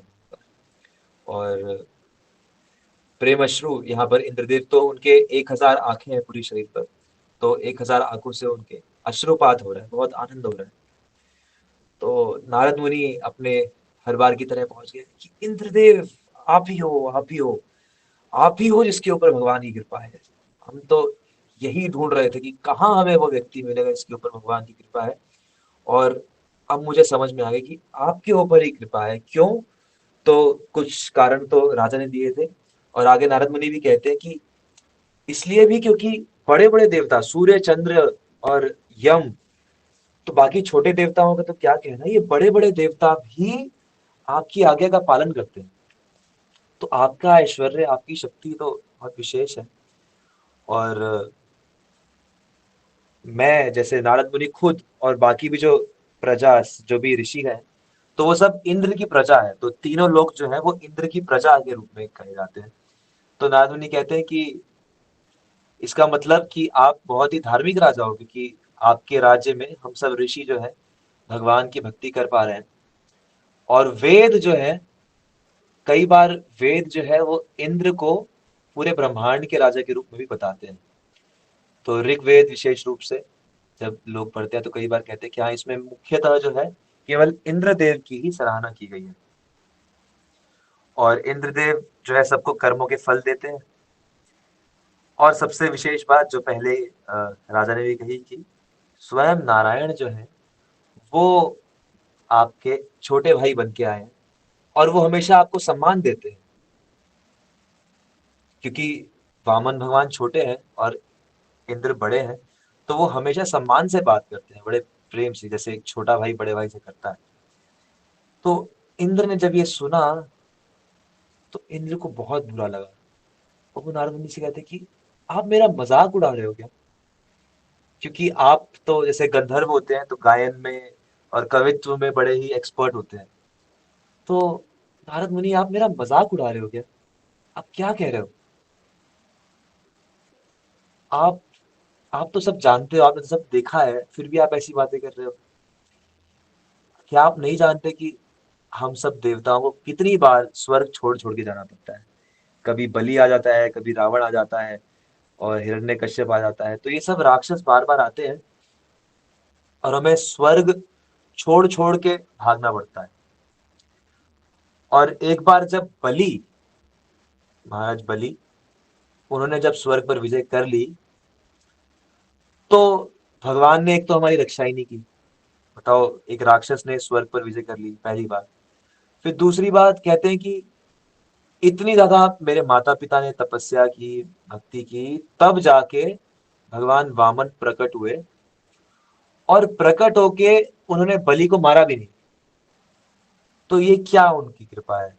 अगर वो बलि ने स्वर्ग पर राज्य जमाया था, मेरा शत्रु था, तो उसे मारना चाहिए था। तो स्वर्ग में ये सब होता रहता है कि मेरे शत्रु को मारो। और तो क्या किया, उनसे लड़ाई भी नहीं की, और धोखे से स्वर्ग वापस लिया, धोखे से। मतलब कुछ युद्ध होता, कुछ पराजय विजय होती, पर भगवान तो उसके सामने गए ही नहीं, धोखे से उससे राज्य लेना पड़ा भगवान को। तो ये क्या कृपा है? ये तो कोई कृपा ही नहीं है।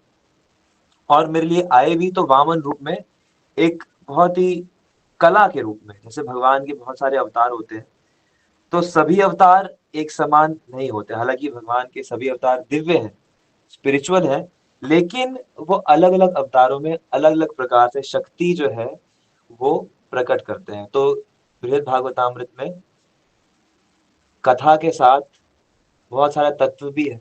और यहाँ पर बताया जा रहा है कि ये जो वामन भगवान है, ये एक अंश अवतार है, कला अवतार है।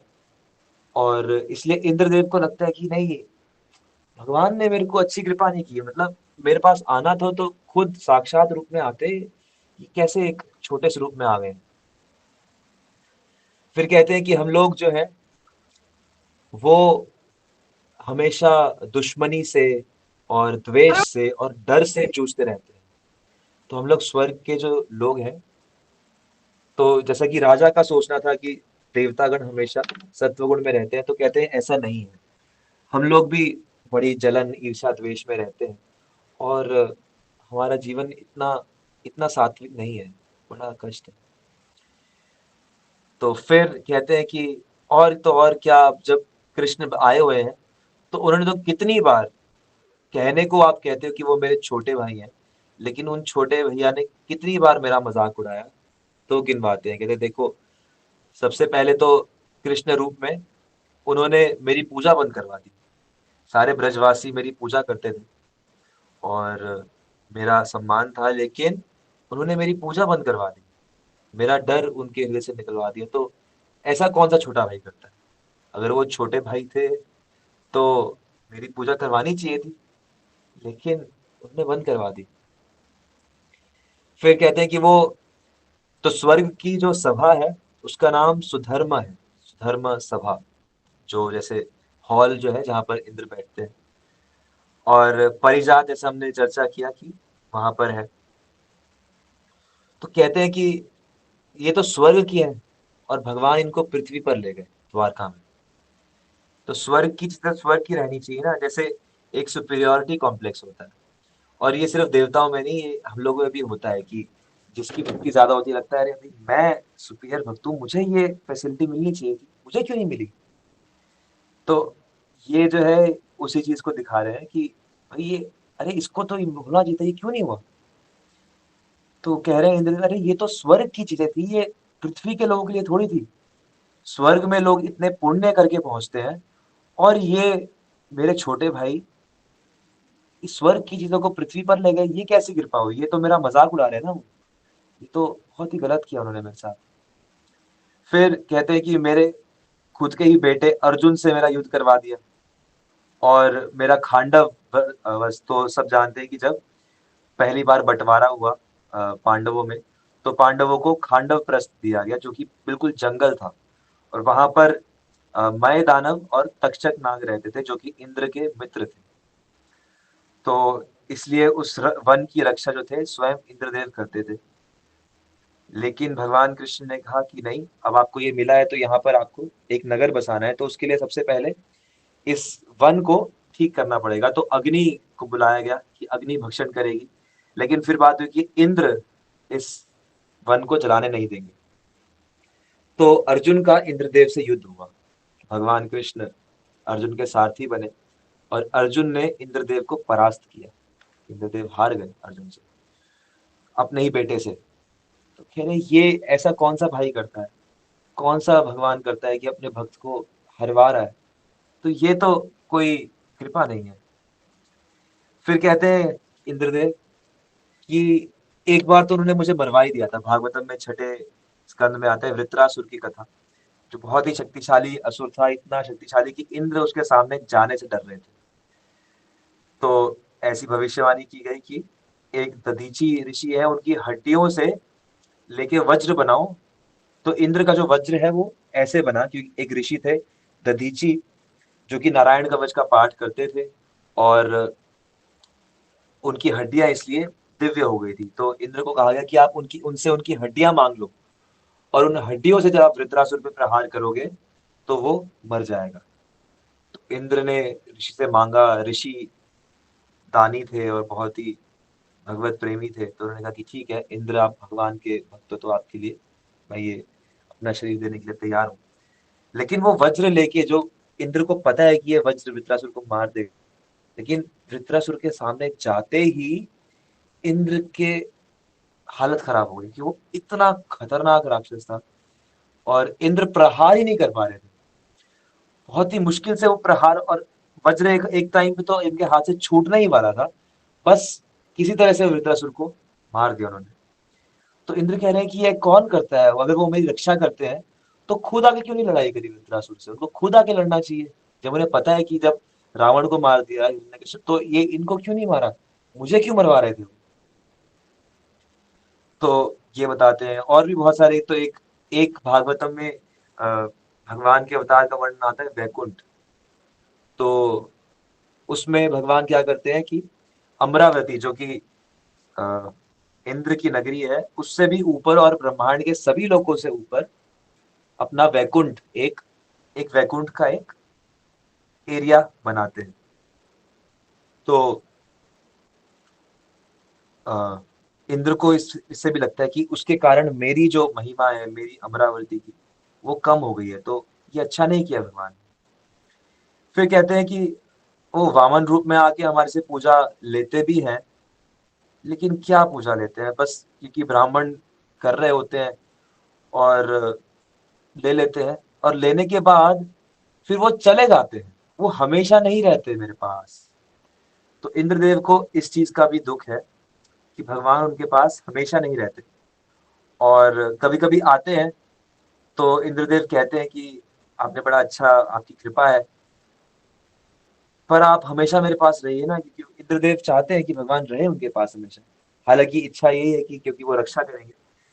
तो भगवान उनको पहला फुसला देते कि अरे ठीक है, अगर कभी तुम्हें मैं ना मिलूं, तुम ब्रह्मा जी और शिव जी को कुछ अर्पण कर दिया करो, क्योंकि वो मेरे ही स्वरूप है। हालांकि इंद्र और हम सब जानते हैं कि कैसे ब्रह्मा जी और शिव जी श्री कृष्ण से भिन्न है, विष्णु से भिन्न है, लेकिन भगवान उनको पहला फुसला देते हैं कि ठीक है तुम उनको कुछ दे दो, कोई बात नहीं। तो इंद्रदेव इस बात से बड़े दुखी है कि हम जानते नहीं है कि वो कहाँ है। कभी वो वैकुंठ में होते हैं, कभी ध्रुव लोक में होते हैं, कभी क्षीर सागर में होते हैं। और जब हमारे ऊपर संकट आए तो हमें पता ही नहीं चलता कि हम जाए कहाँ। और अभी वो द्वारका में है, लेकिन अभी भी आसान नहीं है। कभी वो द्वारका में होते हैं, कभी पांडवों के पास होते हैं, कभी मथुरा में होते हैं, कभी जंगलों में होते हैं, तो गोकुल में होते हैं। तो हम हमारे ऊपर क्या कृपा होगी, हम तो उन्हें देख भी नहीं सकते। मतलब जो हम थोड़ा सा देखते हैं भगवान वामन को, तो वो तो उनकी मर्जी से थोड़ा सा देख लिया तो देख लिया, लेकिन हम तो उनको ठीक से देख भी नहीं सकते। तो इसलिए इंद्रदेव कह रहे हैं कि हमारे ऊपर कोई भी खास कृपा भगवान की नहीं है। अगर आप भगवान की कृपा देखना चाहते हो तो ब्रह्मा जी के पास जाओ। तो इंद्रदेव जो है कुछ कुछ कारण देते हैं नारद मुनि को कि आप जो है ब्रह्मा जी के पास जाइए और ब्रह्मा जी से मिली है, क्योंकि एक तो वो आपके खुद के पिता है, आप तो उनसे ही पैदा हुए, और आप भागवतम में भी नारद मुनि को ब्रह्मा जी ने बहुत उपदेश दिया है। तो कहते हैं इंद्रदेव की मेरे से तो कई गुना ज्यादा कृपा ब्रह्मा जी के पास है। क्यों? तो पहला पॉइंट कहते हैं कि क्योंकि वो स्वयं भगवान विष्णु के ही पुत्र हैं। तो भगवान विष्णु के सबसे पहले पुत्र ब्रह्मा जी हैं, और इसलिए ब्रह्मा जी विशेष हैं, विशेष कृपा पात्र हैं, क्योंकि उनका भगवान के साथ संबंध बहुत निकट का है। फिर कहते हैं दूसरा पॉइंट कि ब्रह्मा जी के एक दिन में 14 इंद्र होते हैं। तो ये हम सब जानते हैं कि ब्रह्मा जी का लाइफ स्पैन कितना है, कि एक दिन में 14 इंद्र होते हैं, यानी कि 1000 बार चतुर्युग होते हैं, और इतनी ही लंबी उनकी रात होती है। और ऐसे दिन मिला मिला के 100 साल तक ब्रह्मा जी जीवित रहते हैं। तो तीसरा पॉइंट यही कहते हैं कि ब्रह्मा जी का जो जीवन अवधि है वो तो कितनी ज्यादा है, और हम लोग देवता तो बस 71 चतुर्युग, हमारे जैसे 14 ब्रह्मा जी के एक दिन में आ जाते हैं। तो हमारी ब्रह्मा जी के साथ क्या इक्वेशन है, क्या? तो इसलिए हमारी, आप उनके पास जाइए। फिर बताते हैं कि वो सभी ग्रहों के बनाने वाले हैं। तो ये सब जो पॉइंट्स इंद्रदेव दे रहे हैं ना, जैसे इंद्रदेव ने, जो राजा ने सारे पॉइंट्स किए थे उनको काटा कि नहीं ऐसा नहीं है, तो ऐसे ही ब्रह्मा जी भी ये सारे पॉइंट्स अपने अ, चर्चा में काटेंगे कि नहीं नहीं ऐसा नहीं है। हालांकि इंद्रदेव को ऐसा ही लगता है कि यही विशेष है। जैसे होता है ना कि हम बस, कई बार ये प्रश्न भी आता है यहाँ पर कि ये सारे भक्त डायरेक्टली सबको गोपियों के पास क्यों नहीं भेज देते, नारद मुनि को गोपियों के पास डायरेक्टली क्यों नहीं भेज देते कि अरे भाई गोपियां तो हैं ही पृथ्वी पर, और वृंदावन में भगवान ने लीला की।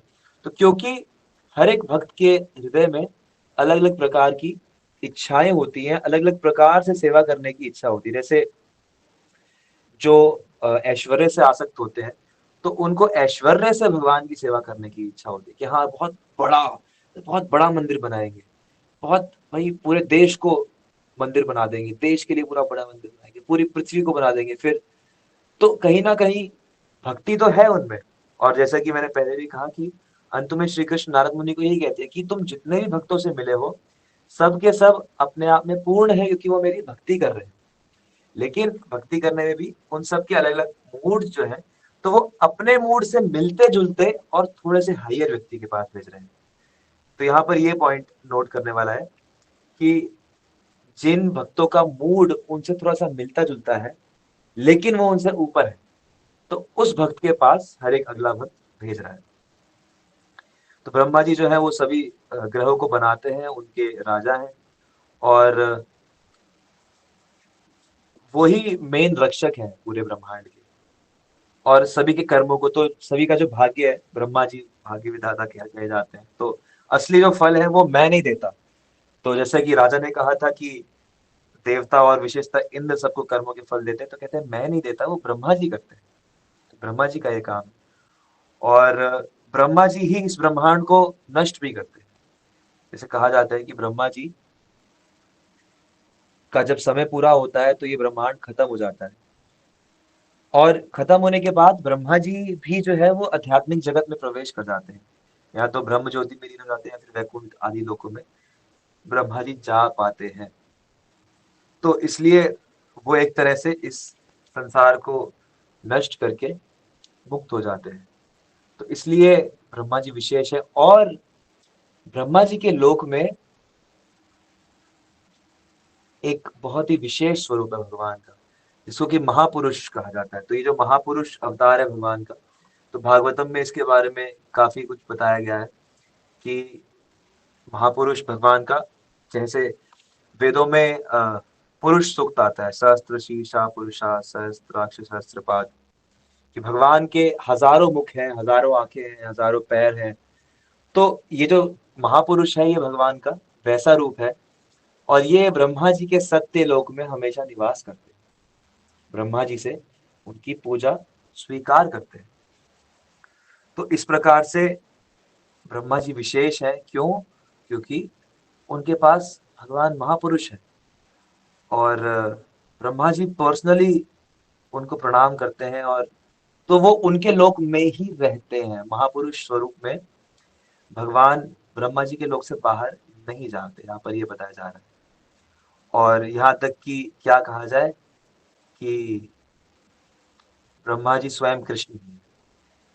तो ये भी बात यहाँ पर इंद्र ऐड कर देते हैं। हालांकि पहले वामन भगवान ने भी ऐसे ही कहा कि ब्रह्मा शिव मैं ही हूँ, अगर मैं ना मिलूं तो ब्रह्मा शिव को दे दिया करो अपनी ऑफरिंग्स। और यहाँ पर इंद्र भी कहते हैं कि वो स्वयं कृष्ण का ही एक स्वरूप है। जैसे ब्रह्म संहिता में भी हम देखते हैं कि भास्वान यथाश्म सकलेषु निजेषु तेजः स्वयं कियत् प्रकटयति तद्वदत्र, कि कभी कभी भगवान खुद भी ब्रह्मा जी का रूप लेकर ब्रह्मलोक पर राज करते हैं और सृष्टि की रचना करते हैं। तो क्या कहूँ, आप जाओ उनके पास जाओ, क्योंकि उनके पास कृपा है, मेरे पास तो कुछ कृपा नहीं। तो नारद मुनि को लगता है कि हाँ बात तो ठीक है इंद्र की, और वो कीर्तन करते करते करते करते करते ब्रह्मा जी के लोग सत्य लोग पहुंचते हैं। और वहां पहुंचकर देखते हैं कि किस तरह से ब्रह्मा जी भगवान महापुरुष की पूजा कर रहे हैं। तो बहुत ही विशेष रूप से भगवान महापुरुष की पूजा हो रही थी और बहुत ही विशेष यज्ञ चल रहा था। तो भगवान नारायण की जो उपासना है यज्ञ से होती है, और बहुत सारे ऋषि बैठे हुए थे। तो ब्रह्मा जी के जितने भी पुत्र हैं सब ऋषि हैं, और बड़े बड़े जो उनके मानस पुत्र और इत्यादि। तो नारद मुनि भी उनके पुत्र हैं, लेकिन नारद मुनि भक्ति के आचार्य हैं। लेकिन उनके जो अन्य पुत्र हैं जो उनके साथ उनके लोक में रहते हैं, तो वो सब वहां पर थे और बहुत ही सुंदर तरीके से यज्ञ कर रहे थे। और यज्ञ के बीच में भगवान बैठे हुए थे, उनके बहुत ही सुंदर केश थे, और लक्ष्मी जी के साथ भगवान बैठे हुए थे। तो नारद मुनि ने देखा कि किस तरह से ब्रह्मा जी जो थे वो भगवान की प्रार्थना कर रहे हैं, और ब्रह्मा जी को खुश करने के लिए ब्रह्मा जी जो भी ऑफर कर रहे थे, तो भगवान अपने 1000 मुखों से 1000 हाथों से उसको एक्सेप्ट कर रहे थे। तो ये देखकर नारद मुनि को बड़ा ही प्रेम महसूस हुआ, प्रेम अश्रु आने लगे कि भगवान कितने कृपालु हैं और ब्रह्मा जी कितने प्रेम से भगवान को हर चीज अर्पण कर रहे हैं। और सब यज्ञ कर रहे थे, और करते करते फिर जैसे भगवान का स्वभाव है कि भगवान किसी को भी आशीर्वाद दिए बिना नहीं जाते, तो सबको भगवान कह रहे थे कि ठीक है, आपको मुझसे जो भी, हर ऋषि को, ब्रह्मा जी को आप कुछ मांगिए कुछ मांगिए। तो हर एक भक्त अपने अपने रूप से कुछ कुछ प्रार्थना कर रहा था, और सबको जो था भगवान ने उनकी प्रार्थना के अनुरूप उनको वरदान दिया। और वरदान देने के बाद वो चले गए अपने कक्ष में, और वहां पर जाकर लक्ष्मी जी जो थी वो उनके चरण दबाने लगी। और इसके बाद ब्रह्मा जी ने सभी ऋषियों को भेजा कि अब आप अपना अपना कुछ कार्य करिए, और ब्रह्मा जी अपने दरबार में ब्रह्मांड का जो भी चीजें उन्हें देखनी करनी थी वो देखने के लिए चले। तो मुझे लगता है यहाँ पर हम लोग आज के लिए विराम लेते हैं। अब नारद मुनि ब्रह्मा जी से जो चर्चा करेंगे, वहां से हम कल आगे बढ़ेंगे कि किस तरह से ब्रह्मा जी से नारद मुनि चर्चा करते हैं और क्या चर्चा करते हैं, और कैसे ब्रह्मा जी उसका उत्तर देते हैं। तो यहाँ पर हम लोग आज के लिए विराम लेते हैं। 10 मिनट या 5 मिनट हम लोग रखते हैं क्वेश्चन आंसर के लिए। किसी का भी कोई क्वेश्चन है, कोई डाउट है, कुछ एडिशन है, कृष्ण चैतन्य प्रभु जी अगर कुछ ऐड करना चाहें तो प्लीज आप लोग कर सकते हैं। तो हरे कृष्णा।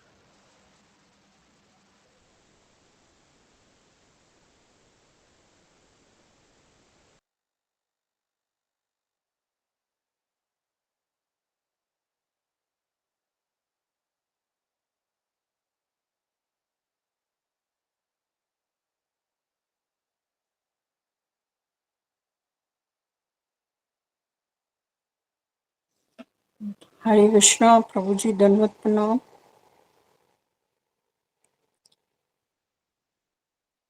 हरे कृष्णा, दंडवत प्रणाम प्रभु जी। जी माता जी, दंडवत प्रणाम। प्रभु जी, इसमें जो श्लोक दिए गए इसको, इसका नीचे अनुवाद तो दिया नहीं गया, इसको समझेंगे कैसे हम? कौन से श्लोक? इस ग्रंथ में जो श्लोक दिए गए हैं, कितने सारे श्लोक दिए गए हैं? आप ग्रंथ को पढ़ रहे हैं क्या साथ में, आपके पास है? जी जी, मैं वही पढ़ रही हूँ, लेकिन इसमें श्लोक का जैसे हम भागवत गीता भागवतम में पढ़ते हैं ना, तो नीचे वो शब्द नहीं अर्थ दिया हुआ है। आप जो है शायद कोई और वर्जन पढ़ रहे होंगे। जो अच्छा वर्जन मैंने रेफर किया है वो हिज ग्रेस गोपी प्राणधन प्रभु जी हैं। उन्होंने, लेकिन वो इंग्लिश में है, उन्होंने इंग्लिश में इसको पूरा ट्रांसलेट किया है और उन्होंने बिल्कुल उसी तरीके से किया है जैसे श्रील प्रभुपाद जी ने किया है। हर शब्द का अर्थ और हर श्लोक का अर्थ और हर श्लोक का जो सनातन गोस्वामी ने टीका लिखी है वो टीका, और उसके बाद उसमें भी अगर कुछ एक्सप्लेन करने का है तो वो भी। तो ये वाला वर्जन जो है इंग्लिश में है। आप कौन सा पढ़ रहे हैं मुझे नहीं पता, पर ये ये इसमें श्याम उनकी है, अ, श्यामदास जी की है कोई, श्यामदास जी की। हाँ तो वो श्यामदास। श्लोक का अनुवाद है तो सही, ऊपर श्लोक लिखे हुए हैं नीचे अनुवाद है। उसमें ऐसे प्रॉपर नंबर वाइज और प्रॉपर वर्ड के हिसाब से नहीं है, अच्छा, लेकिन कथा के रूप से उस तरह से ऐसे चलता है। वैसे तो मैं पढ़ रही हूँ, ये भी अच्छा है। ठीक है, जी थैंक जी, यू। वो कथा तो उसमें वही सेम ही। हाँ, कथा सेम। हरे कृष्ण, जी। दंडवत।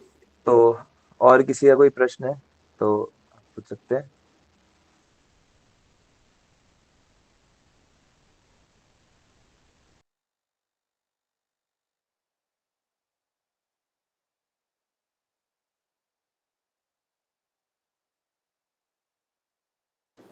हरे कृष्णा प्रभु जी, दंडवत प्रणाम। हरे कृष्णा माता जी, दंडवत प्रणाम। हरे प्रभु जी, वो जो आपने मूड्स बताए थे कि सब अपने अपने मूड्स के अकॉर्डिंग उस चीज को समझते हैं, एक बार वो थोड़ा सा डिटेल में बताएंगे? और अपने अपने मूड से अकॉर्डिंग समझते हैं मतलब से क्या था? जैसे इंद्र जी ने उनके पास भेजा, सॉरी, देवता के बाद फिर इंद्र जी ने ब्रह्मा जी के पास भेजा। तो आप कह रहे थे ना कि सब अपने अपने मूड के अकॉर्डिंग उस चीज को एनालाइज हाँ, करते अपना हैं। अपना मूड, यानी कि जैसे जैसे जैसे अब इंद्रदेव हैं, या जैसे अगर ब्राह्मण से शुरुआत करें तो ब्राह्मण के अंदर ये भाव था कि हाँ, जो ऐश्वर्य है वो प्रिय है, ऐश्वर्य अच्छा है, क्योंकि उससे मैं भगवान की सेवा कर सकता हूँ। तो जब नारद मुनि ने इसी बात के ऊपर उनकी प्रशंसा की तो उन्होंने कहा कि हाँ ये है तो सही, लेकिन मेरे से कई ज्यादा ऐश्वर्य तो ऐसे राजा के पास है, तो इसलिए आप उनके पास जाओ। तो उसने डायरेक्टली इंद्रदेव या ब्रह्मा जी के पास नहीं भेजा, क्योंकि वो अपने सबसे क्लोजेस्ट को देख रहे हैं। जैसे होता है ना कि क्लोजेस्ट कौन है मेरे, जिसको मैं लुकअप कर सकूं, तो इस तरह से वो देख रहे हैं कि स्टेप बाय स्टेप, इसलिए आगे बढ़ रहे हैं। मतलब उनको जो अपने से सुपीरियर दिखता है। हाँ हाँ, अपने से सुपीरियर और क्लोजेस्ट, जिसको वो एक तरह से आइडलाइज कर सके, या जहां तक उनका विचार जाए कि हाँ ये ज्यादा अच्छा, जिस जैसे मैं कर रहा हूँ ये व्यक्ति वैसा ही काम मेरे से अच्छे तरीके से कर रहा है।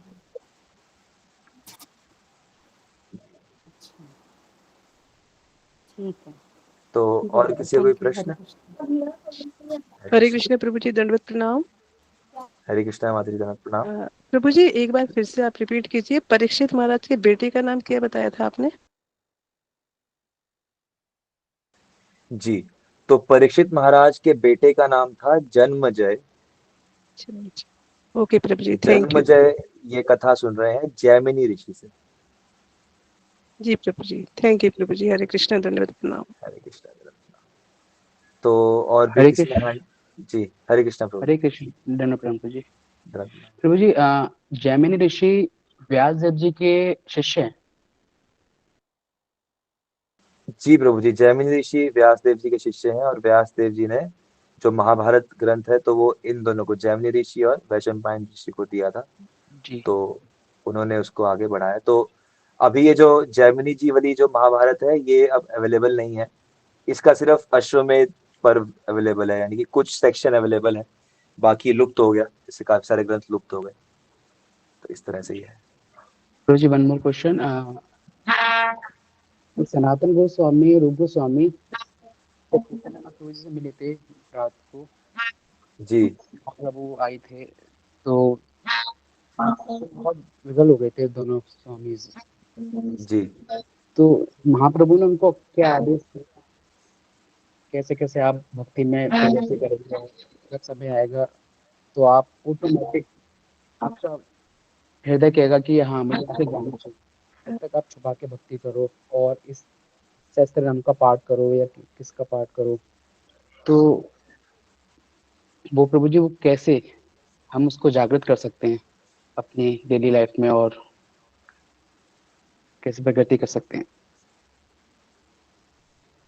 मेरे ख्याल से करना ही तरीका है उसको। जो भी आचार्य जो हमें ऑर्डर दे रहे हैं हमें करने के लिए, वो जैसे जैसे हम करेंगे वो वैसे वैसे प्रगति होएगी। जैसे गुरु महाराज जो ऑर्डर देते हैं कि भाई मॉर्निंग प्रोग्राम है, 16 माला है, और भी ग्रंथ है, भक्तों की सेवा है, भगवान के विग्रह की सेवा है। तो ये सब भी जो रूप सनातन गोस्वामी है, ये लोग भी यही सब कर रहे थे, और महाप्रभु ने उन्हें यही आज्ञा दी कि आप अभी यही करो और आप मेरे जन्म जन्म के दास हो ही। तो उनको आश्वासन दिया कि, तो ये आश्वासन और श्रद्धा लानी जरूरी है कि हाँ भगवान हमारा कल्याण तो कर ही देंगे। तो इसलिए हम लगे रहते हैं, हिम्मत नहीं हारते। तो वही है उत्साह निश्चय धैर्य तत्त कर्म प्रवर्तनात्। वही जो जो चीजें रूप गोस्वामी ने चैतन्य महाप्रभु से सीखी, तो प्रभु जी ही एक दिन बता रहे थे कि वास्तव में ये जो उपदेशामृत है ये भी चैतन्य महाप्रभु ही कह रहे हैं, जो उन्होंने गोस्वामी गणों से कहा। तो आई थिंक यही है उत्साह निश्चय धैर्य, यही चीजें डेवलप करनी है। जी धन्यवाद प्रभु जी। हरे कृष्ण। हरे कृष्णा।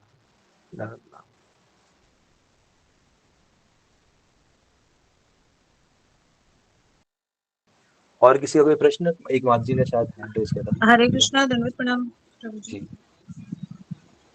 दंडवत प्रभु प्रणाम जी, माता जी। मुझे आई डोंट नो वेदर आपने ये चीज एक्सप्लेन की है या नहीं, क्योंकि मैंने थोड़ा 10 मिनट लेट ज्वाइन किया था। मुझे एक्चुअल में ये क्यूरियोसिटी आ रही है कि मैं ये जानना चाहती हूँ कि श्रीमद् भागवतम और बृहद भागवतम में बेसिक डिफरेंस क्या है, मतलब है क्या इन दोनों के बीच का, मतलब ये दोनों आपस में कैसे कनेक्टेड हैं या क्या है? कनेक्टेड ऐसे हैं कि जब परीक्षित महाराज ने सुखदेव गोस्वामी से भागवत कथा सुन ली, तो उसके बाद जब सुखदेव गोस्वामी वहां से जा रहे थे और अभी तक्षक नाग नहीं आया था, तो उस समय उत्तरा माता जो थी वो परीक्षित जी के पास आई और उन्होंने बोला कि आपने क्या सुना है, आप मुझे बताओ, मैं सुनना चाहती हूँ। तो आप बहुत ही संक्षेप में मुझे समझाओ। तो परीक्षित महाराज प्रणाम करते हैं अपने गुरुदेव को और कहते हैं कि अब समय तो कम है, तो मैं जो भी मैंने सुना समझा वो आपको एक कथा के माध्यम से समझाता हूँ। तो जो बृहद भागवतामृत है वो भागवतम के जो असली रस, असली सार, जो एसेंस है उसको प्रेजेंट कर रही है। और ये परीक्षित महाराज ही, क्योंकि उन्होंने ही भागवतम सुनी है, तो उसी चीज को वो एक्सप्लेन कर रहे हैं। तो ये कनेक्शन है दोनों के बीच में। ठीक है प्रभु जी, थैंक यू सो मच। हरे कृष्ण, धन्यवाद प्रणाम। हरे कृष्ण। तो मैसेज में एक क्वेश्चन आया है कि नारद जी का मूड क्या है, एंड ऑल्सो क्या एक भक्त से दूसरे भक्त से मिलना।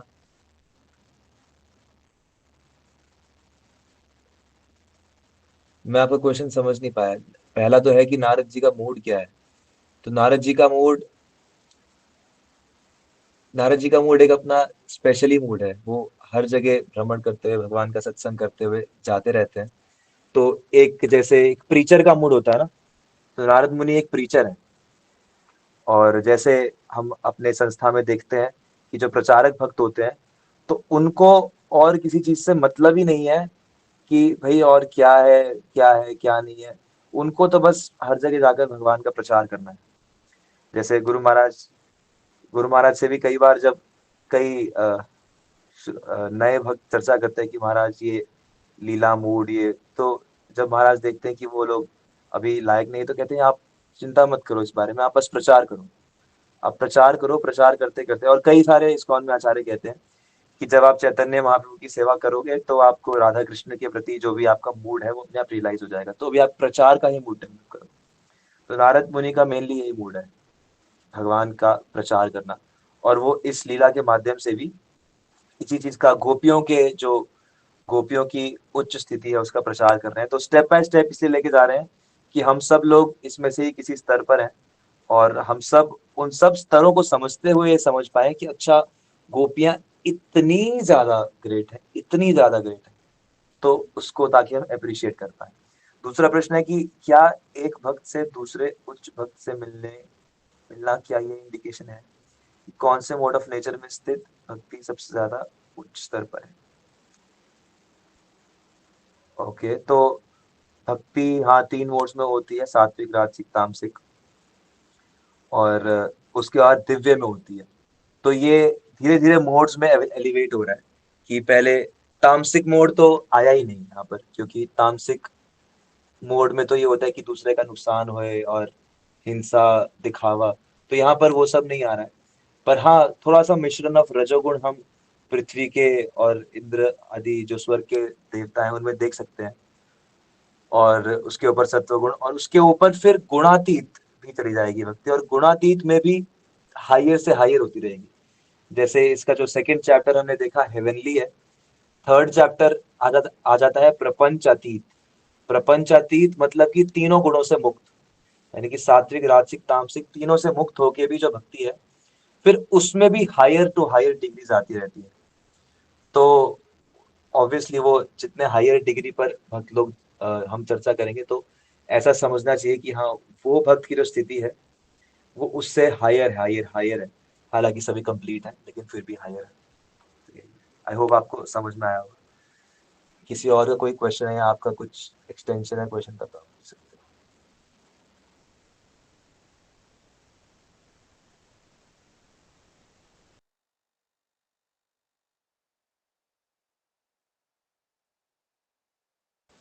ठीक है, तो और किसी का कोई प्रश्न है तो हम चर्चा कर सकते हैं, या कोई कुछ ऐड करना चाहे? हरे कृष्ण प्रभु जी।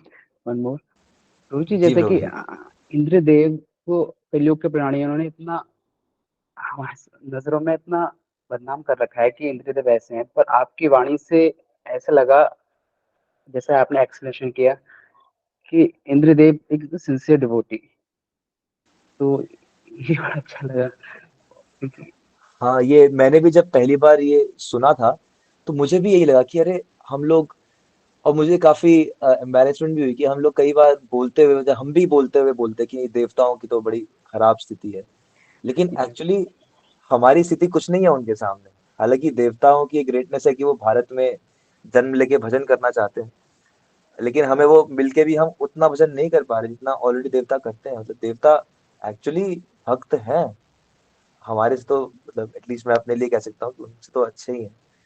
तो ये बात है कि है डिवोटीज हैं वो, हालांकि गलतियां होती हैं उनसे, लेकिन बहुत अच्छे डिवोटीज हैं देवता भी, ऐसी बात नहीं। इस प्रभु जी, आपने ये भी कहा था कि अब से पहले कि इन देवताओं को स्वतंत्र हैं वो, कि वो हर जगह जा सकते हैं, तो वो ब्रह्म लोक में ही अदर बदर घूमते हैं, तो वो मनुष्य लोक में नहीं आते, वो क्यों नहीं विशेष रूप से कलयुग में नहीं आते। कलयुग में जो है ना, ये सब शक्तियां अपने आप को छुपा लेती हैं, वो प्रकट नहीं करती हैं।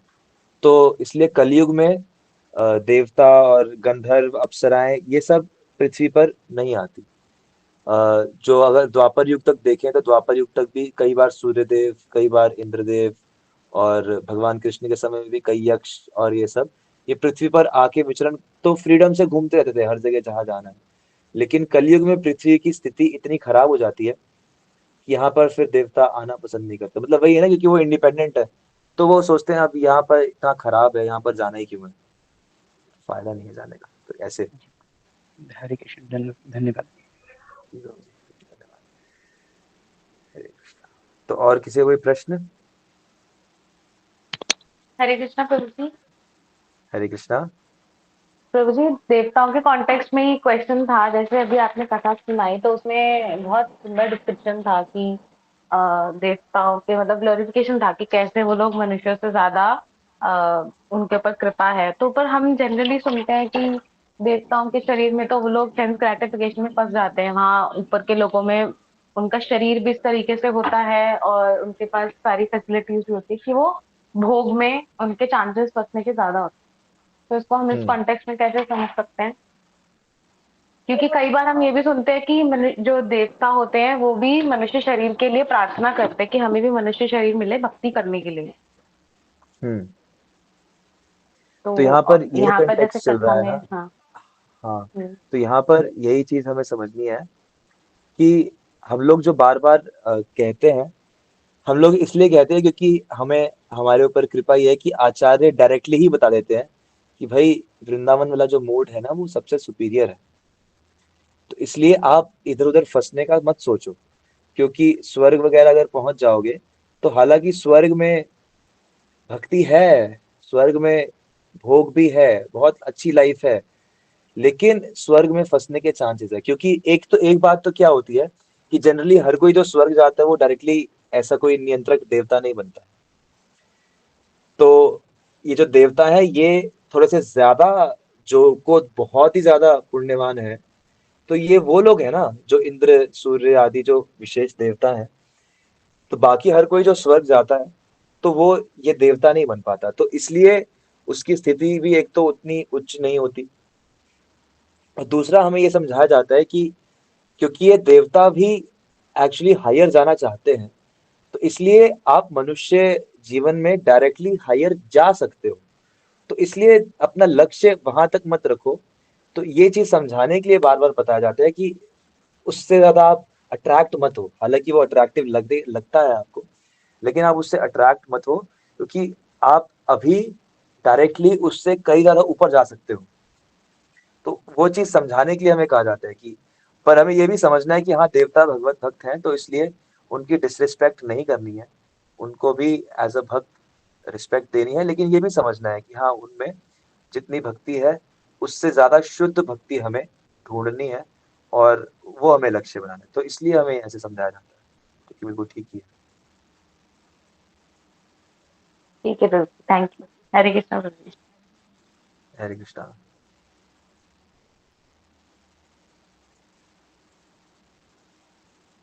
तो और किसी को कोई प्रश्न?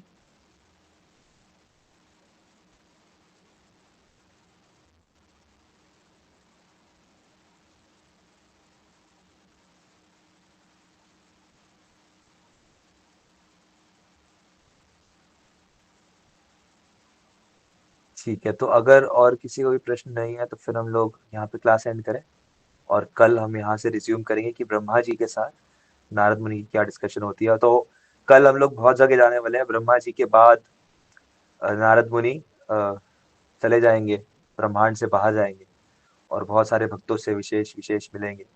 कल हनुमान जयंती है तो हनुमान जी से भी मिलेंगे, तो बहुत ही इंटरेस्टिंग सबके साथ डिस्कशन होगी नारद मुनि की, तो हम लोग उसको कल चर्चा करते हैं। तो यहाँ पर हम लोग विराम लें, होस्ट। यस प्रभु जी, थैंक यू सो मच। ठीक है, आज के लिए हम यहीं पे विराम लेते हैं। ठीक है। वंशा कल्पतरुश्च कृपा सिंधुभ्यश्च पतितानां वैष्णवेभ्यो, आप सभी का धन्यवाद। श्री प्रभुपाद की जय, श्री गुरु महाराज की जय। हरे कृष्ण।